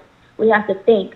Without a shadow of a doubt, there need not to be any second guessing or second question of what needs to be done. You need to strategize and think of where the children or whoever needs to be safe. Got to find a way to go. Men or whoever who can be at the forefront to start protecting. We have to start thinking the protection is there first. The same way a man would sit there and protect and lose his life for his family and his wife and his kids. Same thing with the mother. When it comes down to it, you don't have to sacrifice your life for your child. Who else is going to be there to protect our children the way we need to be there to protect our children? Sister, hold on real quick, because maybe I need to just nudge this to where our answers need to be focused on. Hold on a second. We're going to bring her back in a second.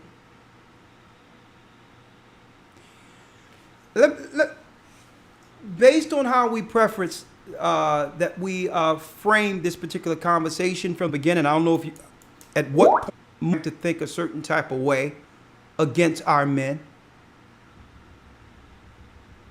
This is how I used to view my brothers. But in hindsight, I realized it was against his nature. It was against his position.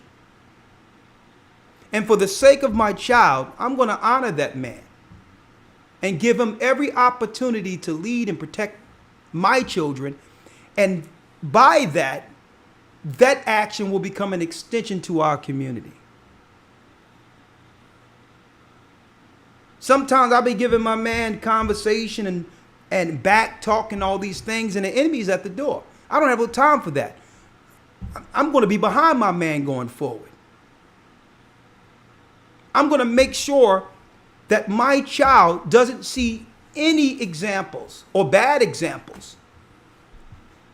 I'm going to make sure my child don't exhibit the dysfunctions I grew up exhibiting, seeing, or hearing. I'm going to be a part of the solution instead of the problem. I'm going to back my man 100%. No more arguing, no more back and forth. My children are looking. If I emasculate my husband or my man, my daughter is going to grow up thinking like a man, emasculating her brothers, emasculating her man, because that's the example I'm given as a full-grown man in a female body.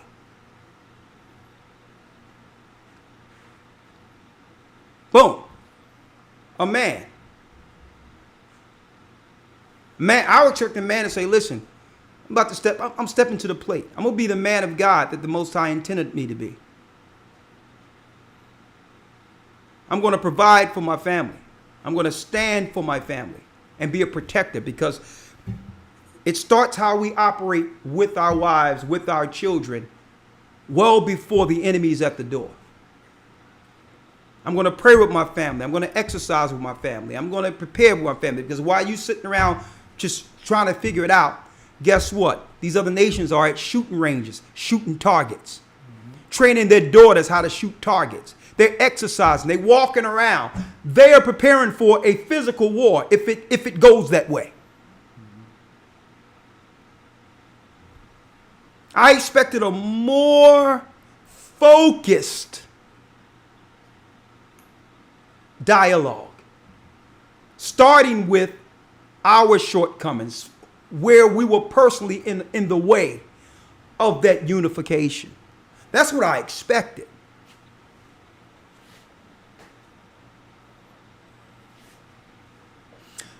One more call.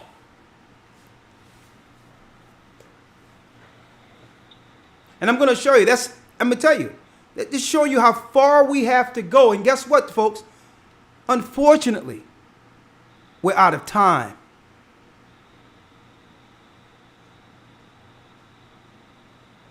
We're out of time. There's nothing for you to begin to pray with your family. Nothing begin to saying, okay, it's time for us to exercise. It's time to pray together. Guess what? Let's walk our children around the corner and go for walks with our children. Put down the phones for a second. Let's talk. Find out what our children are dealing with. Exercise together. Pray together.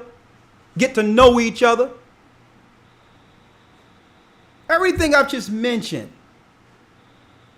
Everything I've just mentioned and talked about, elders, doesn't cost anything.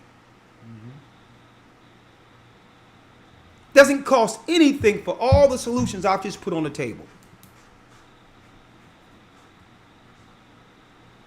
704 area code. Someone has a focused answer. Hey, you know what? You know why I'm not giving up hope? Because the Most High didn't give up hope on us. And I'm gracious for this conversation, because it was years ago. Let me tell you, to show you how far we've come. It was one time we couldn't have a conversation to discuss how to get out of this trap called slavery without our life without our life not being, our life was on a balance if we got together and talked about reading the Bible. So I thank the Most High because at least tonight will be that thought-provoking night. Because what I seen today with that young girl that testimony of what hey, her talking about how she was being groomed to sacrifice children and all these things and all that. And her father put the knife in her hand so that she can now be able to do it when she get older. Blah, blah, blah, blah, blah. That's their norm. That's the norm. These are the people. These are the people that are running things, folks, under the Moloch sacrifice. And they are organized, focused. Okay? So you can play around if you want. These deviants are playing for keeps. Okay? Come on, Ramar. Next call. Come on. 704, your name and where you're calling from. Shalom, this is Brother John, GOCC Charlotte.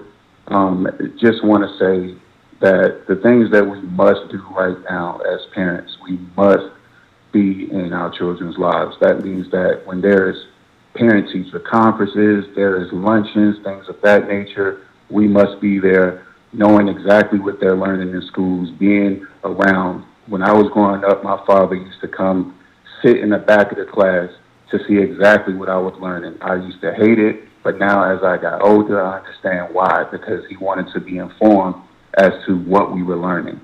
So it means that we must be in their lives. We have to be praying with them.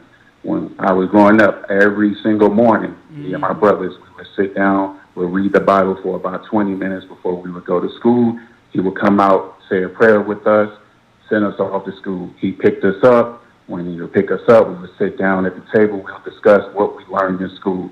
This is how we, stay away from those sodomites. This is how we, be informed and not allow them to get to the door and get to our children. So I just want to close with that. Shalom. Y'all have a great night. Shalom. Let me ask you, are you married? Yes, I am married. I do not have any children yet. Maybe the Most High will bless us one day. But when that time does come, those are the steps that I will take as a father, as the man of the house, to make sure that the sodomites will not get to my children. And let me ask you, when it comes to beliefs, surely, based on the confidence I'm hearing and the strength I'm hearing here, you and your wife is unified under one God with one singular direction towards the kingdom. Thank you, brother. I appreciate it. That's the point. Unified. I'm going to tell you right now. You know what? I'm going to let that be. I'm not even going to say that. Let's get to the next call. I'm going to let it be. Next call.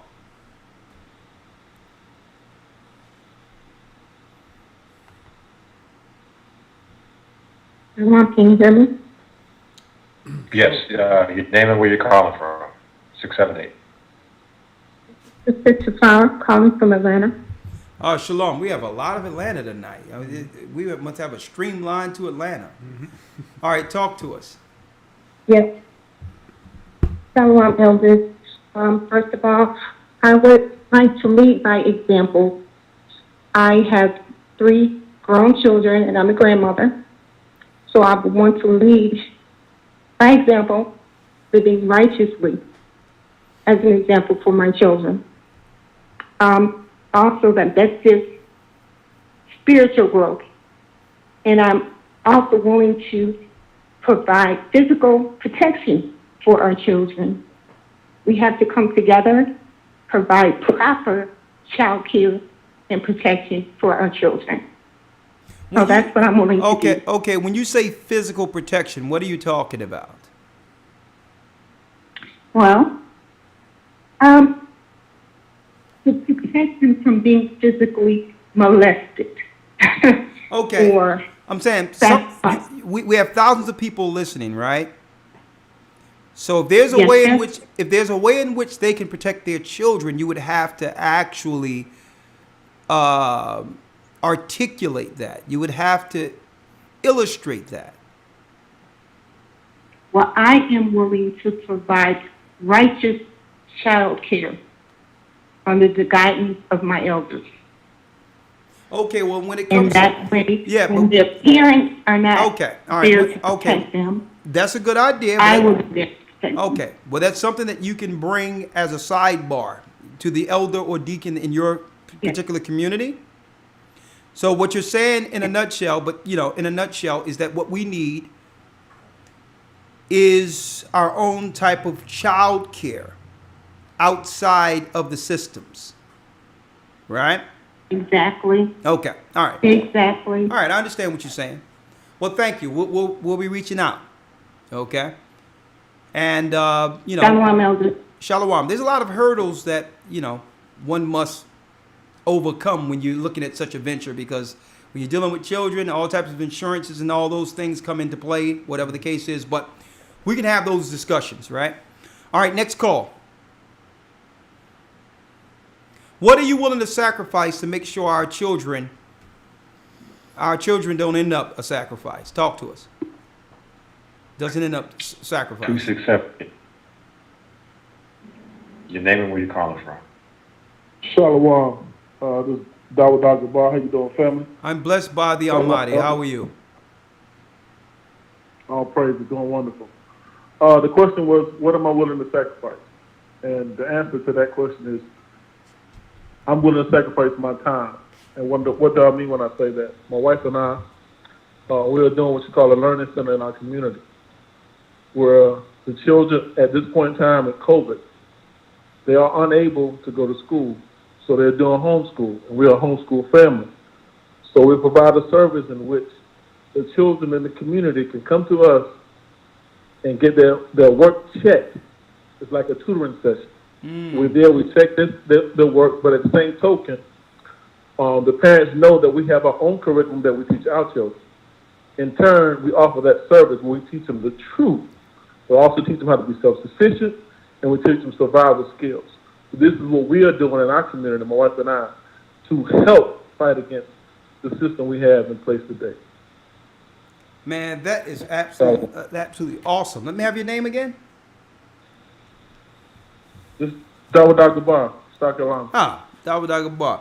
I'll tell you what, man. I need you to write in specific what this program is, and make sure you give me his number, Ramar, because that's an idea that can actually, be utilized. Just an idea out there on how it's constructed to help others, outside of your area, right?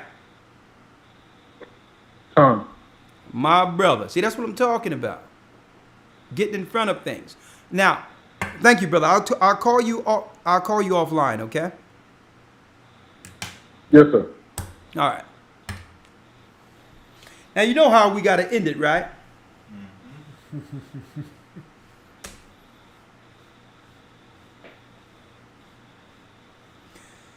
Men, will you take your mantle and lead God's people? And women, will you be willing to follow and help meet? See what I just did? I framed it into that little, I done condensed it down from what are you willing to sacrifice for our children to this. Men, are you willing to lead right now? And women, and we don't want to hear men or women of why you can't do it. Because either side, a man isn't responsible for your actions. Regardless of what that man is doing, you have the power to do your part, and vice versa. Men, are you willing to step to the mantle and lead? And women, are you willing to follow as a helpmeet? All right? I'm only going to answer three more calls and we're done for the night. Come on, Ramar. 954, your name and where you're calling from. Yes, hello?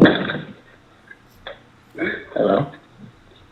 Hello. And we're going to answer three more calls and we're done for the night. Yes, I am. Shalom. Shalom. Shalom, my brother. Yeah, it was Brother Jared coming from Fort Lauderdale, Florida. Mm-hmm. Yes, I think what I'm willing to sacrifice. Yeah. Wait, I think there's a delay. You guys hear me? Yeah, we hear you, brother. Come on, come with it. Yes, what I'm willing to sacrifice is, like the other brother said, it was time, and I've been aware. It's very informative that you brought up this lesson tonight, but I've been aware of all the stuff that's the media been pushing on the kids, because I've been seeing it that even in the cartoons in the school, like they always pushing them. So I always on the Sabbath, I always trying to find a way to watch videos with them that they can relate to, like even if it's a form of cartoon or animated, so they can understand. And I teach them the nationality and the law, what pleases the Most High, what they're supposed to do, what not supposed to do. So I'm from tribe of Levi, so I'm very observant. So I observe everything they do, watch even what they're watching on YouTube or what they're watching online. So I observe what they do, and I'm trying to teach them. So if they have to get, like you were saying, if Caitlin's at the door, if they have to get physical, Levi, we don't mind getting it down. So I do my part. So that's what I'm willing to sacrifice, time and teaching them and stuff like that. Well, thank you, brother. Thank you. I really appreciate it. Train up a child the way it would go, and when that child is of age, they should not depart from it. We're really breaking down, but before we break down, I really need to set the table for our Sabbath lesson. Look at your screen.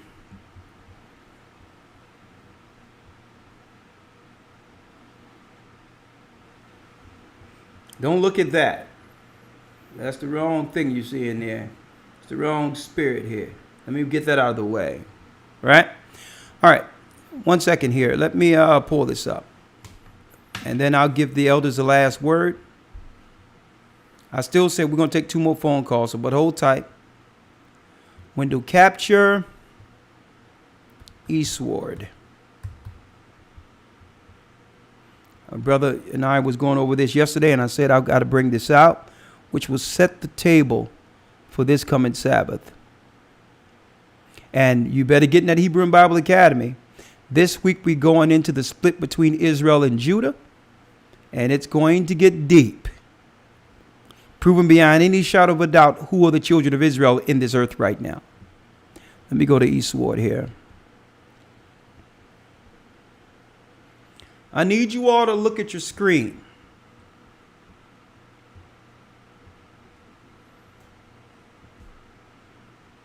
Right? Look at your screen. I'm in Matthew, the 12th chapter and the 10th verse. It says, many shall be purified, that's baptism, made white and tried, but the wicked shall do wickedly. So even though the wicked is doing what they're doing, many are going to get cleansed through this time. You have to stand with faith. You see that in the 10th verse? This is a time we're living in right now. What I'm reading in Daniel 12 is real-time prophecy according to the moment we're living in right now. Many shall be purified, made white, and tried, but the wicked shall do wickedly, and none of the wicked shall understand. So those that are in the world don't even understand that we've been born into a ritual of Moloch. But it says here, but the wise shall understand. Now listen to this, because here's the big deal about this. And from the time that the daily sacrifice shall be taken away, and the abomination that maketh desolate set up, there shall be 1,290 days. 1,290 days is 3.5 years, which is really an administration within the United States. Now, when it says daily sacrifice shall be taken away, I'm going to go over here and blow this up for you. Daily sacrifice comes from the word tamyad. It says,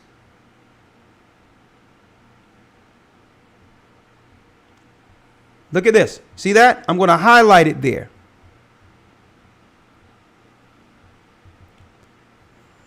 Continual employment. Continual employment. The daily sacrifice is people losing their jobs.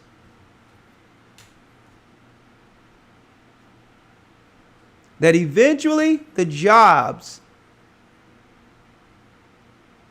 will have it where either you test it or you take the mark of the beast or you won't have work.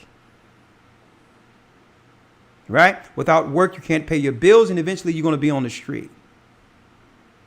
So when it says the daily sacrifice shall be taken away, it's jobs in the balance. Jobs in the balance.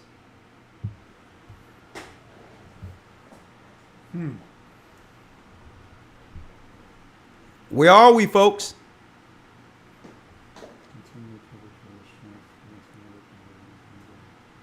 So an administration or a cycle is about 3.5 years. Right before the election, the daily sacrifice is being taken away, where people are now being met with a choice. Your job or unemployment. That's why, guess what? That's why there's so much unemployment right now. The daily sacrifice is beginning to get taken away. We're here. We're living right now in real time in Daniel's 12. That's why it said, those that do understand will be able to see it. That's a sign. Yes. That's why it says the wicked going to do wickedly, but the righteous are going to be made pure. Whatever they're doing is on them. We're fine. But those who lack faith in the Most High will be rolled over and stomped down by the wicked. Because they have strategically placed all of these perverts and all of these Satanists in high position over all employment. So the first test is the COVID test, to see how many people are going to compromise themselves to stay working. The daily sacrifice is continual employment. When you see the jobs being taken away at a number that's unprecedented since the existence of business, understand that's a sign within itself. And that's only, folks, I'm just setting this up for our Sabbath class and what we're going to go into in the academy for the 144,000. We're going to be concentrating this academy, the 12 lost tribes found, along with the split of Israel and Judah. And here it is, finding the 144,000 will be the academy this coming Sunday.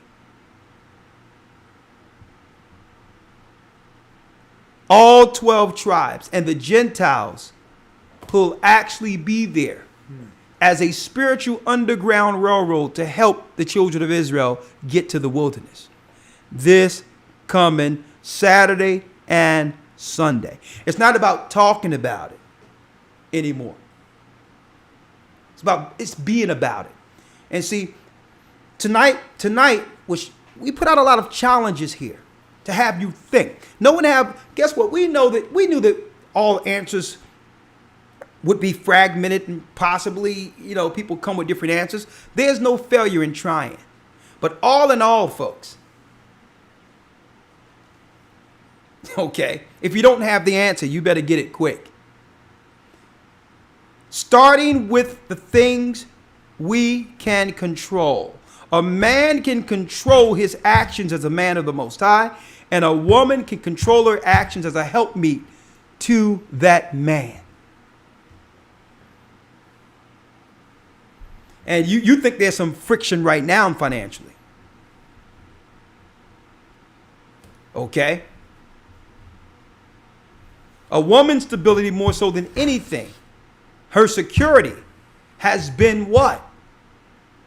The fact that she was able to make do with some finances in a society that was more catered towards incentivizing the woman through socialism.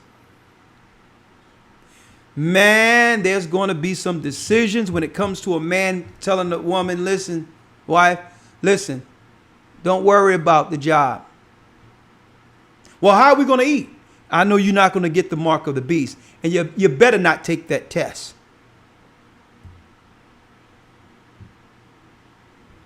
The Most High is going to provide. Trust him first, and then trust me. Because the faith comes from the invisible first. It's the substance of things not seen but hoped for. No one is going to be able to fluff it up and give you a sign cushy enough to have you step out in faith.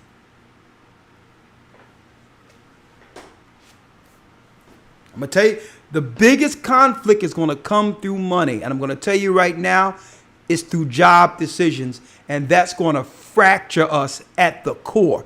What's ever left of family is about to get totally annihilated through this choice of continued employment. Watch what I'm saying. Anyone choose money over family, you will be destroyed.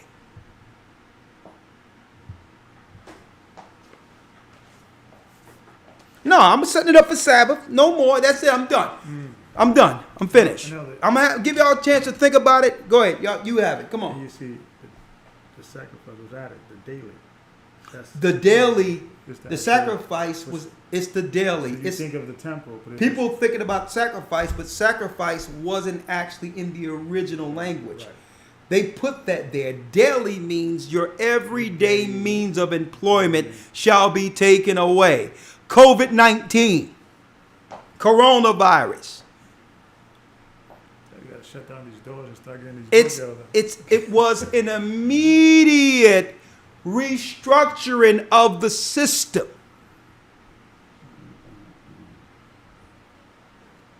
And those who are holding on to their jobs, eventually the robots are going to have them anyway.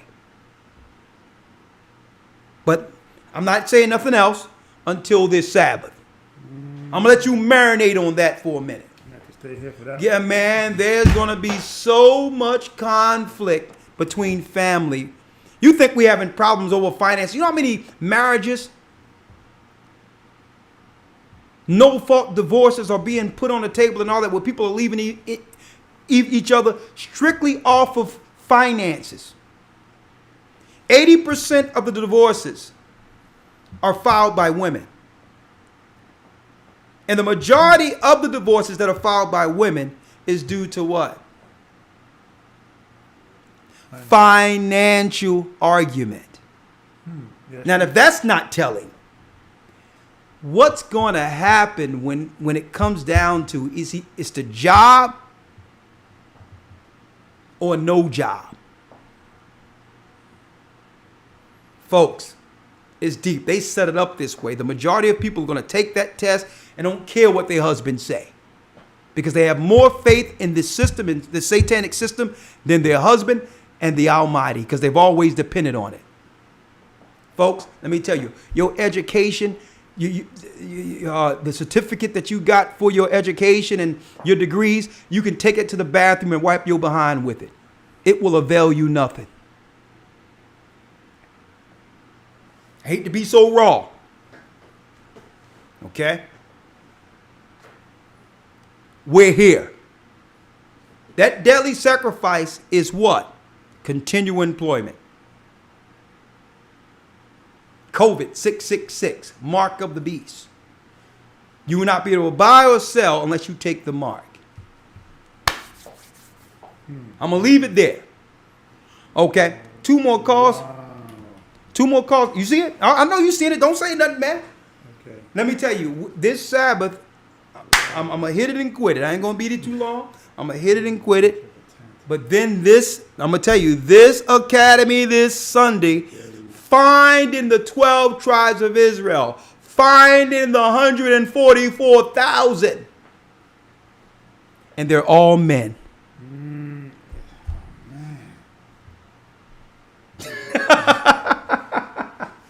Yeah. Anything y'all want to say, elders, before we take 2 more calls here? Listen, I think we just blew it up at the end. I saved that strictly for the end. I'm gonna tell you, it's a bribe right now. All the money they giving people, it's a bribe to keep you still. A gift spoileth the heart. Yeah? I'm going to tell you right now. Folks, it's on the horizon. When I say Caitlin and RuPaul is at the door, guess what? They're in the bathroom with children. They're in the house, in the bathroom. Okay? In the unisex bathroom with someone's child. They're in the house already, folks. So I'm going to leave it there. Anything else, Elder Lawyer? Come on. Let's go. To read real quick. In relation to the overall topic, the overall conversation. Come on. Just a few things here, right? And a lot of this was mentioned throughout the course of the discussion, but just putting it in scripture. Usually when we have these conversations, usually the natural inclination is to come in pointing fingers, to come in looking to either absolve ourselves personally for whatever reason, whatever excuse we have, male or female, on both sides. We look to point fingers, so on and so forth. But if we're going to ever have any real or true solutions, the solution first starts with what the Bible calls the self-examination, okay? And that first starts with, as it says here, this is the book of Leviticus, chapter 26, verse number 40.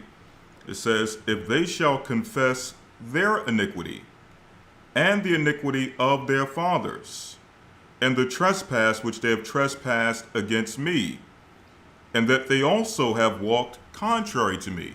Now, this is the Most High speaking to us as a nation, but we as individuals can all put this in on a level to which we as individuals can actually look at this and examine this and examine ourselves and say, what have we done to have our families in this particular predicament? What have we done in our lives? The mistakes that we've made, the choices that we've made, how has that affected us up until this point? Because if we don't acknowledge that, we're going to keep making the same mistake and keep making the same excuses, right? So it says, and the iniquity of their fathers. What did our forefathers do that led us into being in this particular predicament? If we don't acknowledge that, if we can't quantify it, if we can't examine it from the proper perspective, then again, we're going to make the same mistakes that our forefathers made. We read earlier, we serve other gods, we worship Baal. We have to really look into that and see, what does that mean? What were our forefathers doing when they were worshiping these other gods, when they were serving Baal, when they were seeking the other nations? And you'll find out that we're making a lot of those same mistakes today as individuals, right? So it says here, in their trespass which they have trespassed against me, and that they've also walked contrary unto me. We have to all admit and acknowledge that we've all walked contrary to the Most High. And if we acknowledge that we walk contrary to the Most High, we have to ask ourselves, how? What have we done to walk contrary to the Most High? Okay? Another scripture here in the book of Isaiah 28, this is the last scripture. Before you go there, you have someone says that they didn't have passports in Egypt. You know, I mean, it sounds logical. I didn't know they were making passports during the time we were in Egypt. So the whole deal is What does that have to do with the price of tea in China? What does that have to do? And see, and this is what I'm talking about when it comes to our people's lack of focus. The Most High is going to deliver us either way, whether we on a plane or He move us some other way. The focus is, will you make it? And what steps you have to initially take to make it. Mm-hmm. Don't think about tomorrow, because today have enough evils in itself. Baptize and receive the gift of the Holy Spirit. Mm-hmm. Walk in newness of life. Teach righteousness. Impart that to your children. And let the Most High take care of the rest. And if it's getting passports for you to leave, and that's what the Most High put in your heart to do, utilize it. You see, I'm seeing this chat, and it's fine, because what I'm seeing is, okay, I'm gonna tell you, one day the chat is gonna be gone too. Mm-hmm. And you're gonna realize one day it's gonna all come to you, and what you're gonna do, you're gonna look back and say, those moments were gold moments, in which the Most High allowed us to get up on these airwaves and on these particular broadcasts to have you heed the warning. Mm-hmm. When there's no more computers, when there's no more internet, you're going to realize that this conversation tonight wasn't a joke. Okay? And it's okay. You'll see yourself. Okay? Focus.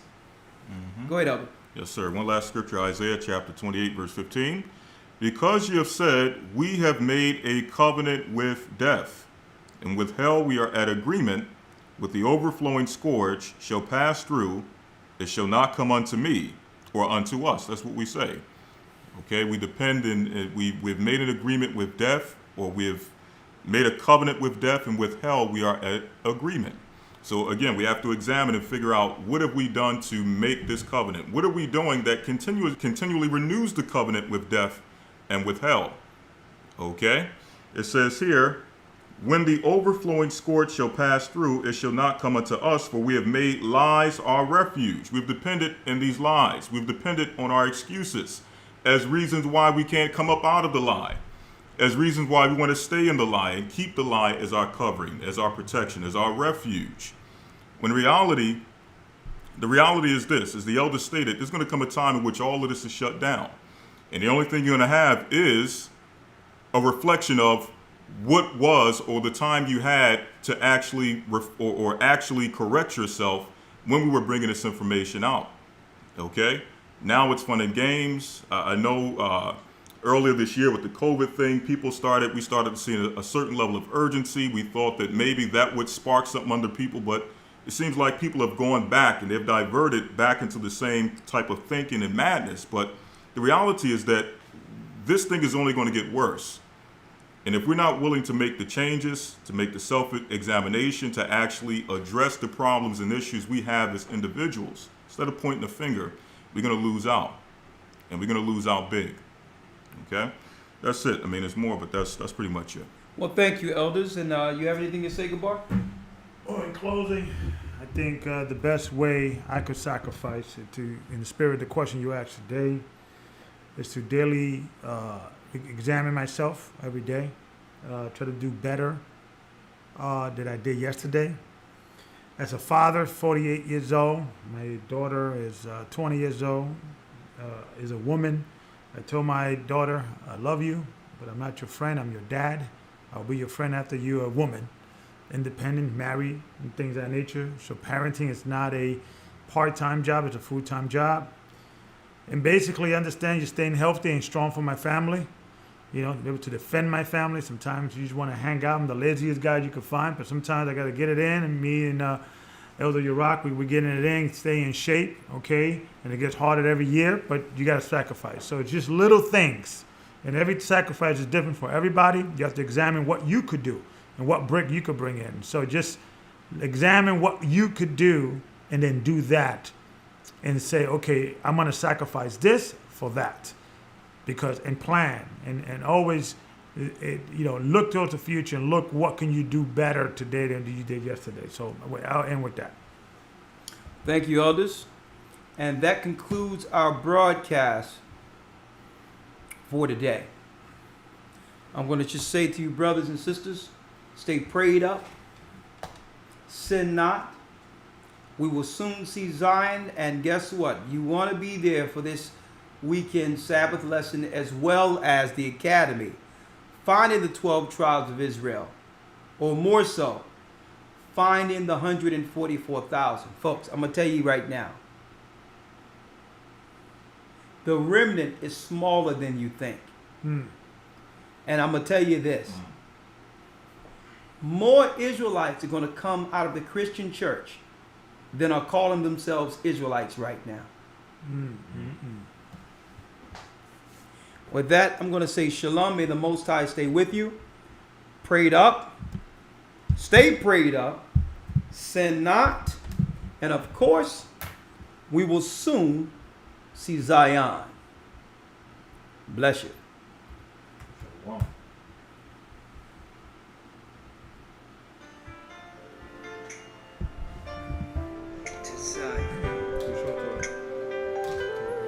I was lost, but now I'm found. I'm a child of Israel. I heard the sound, hear the sound.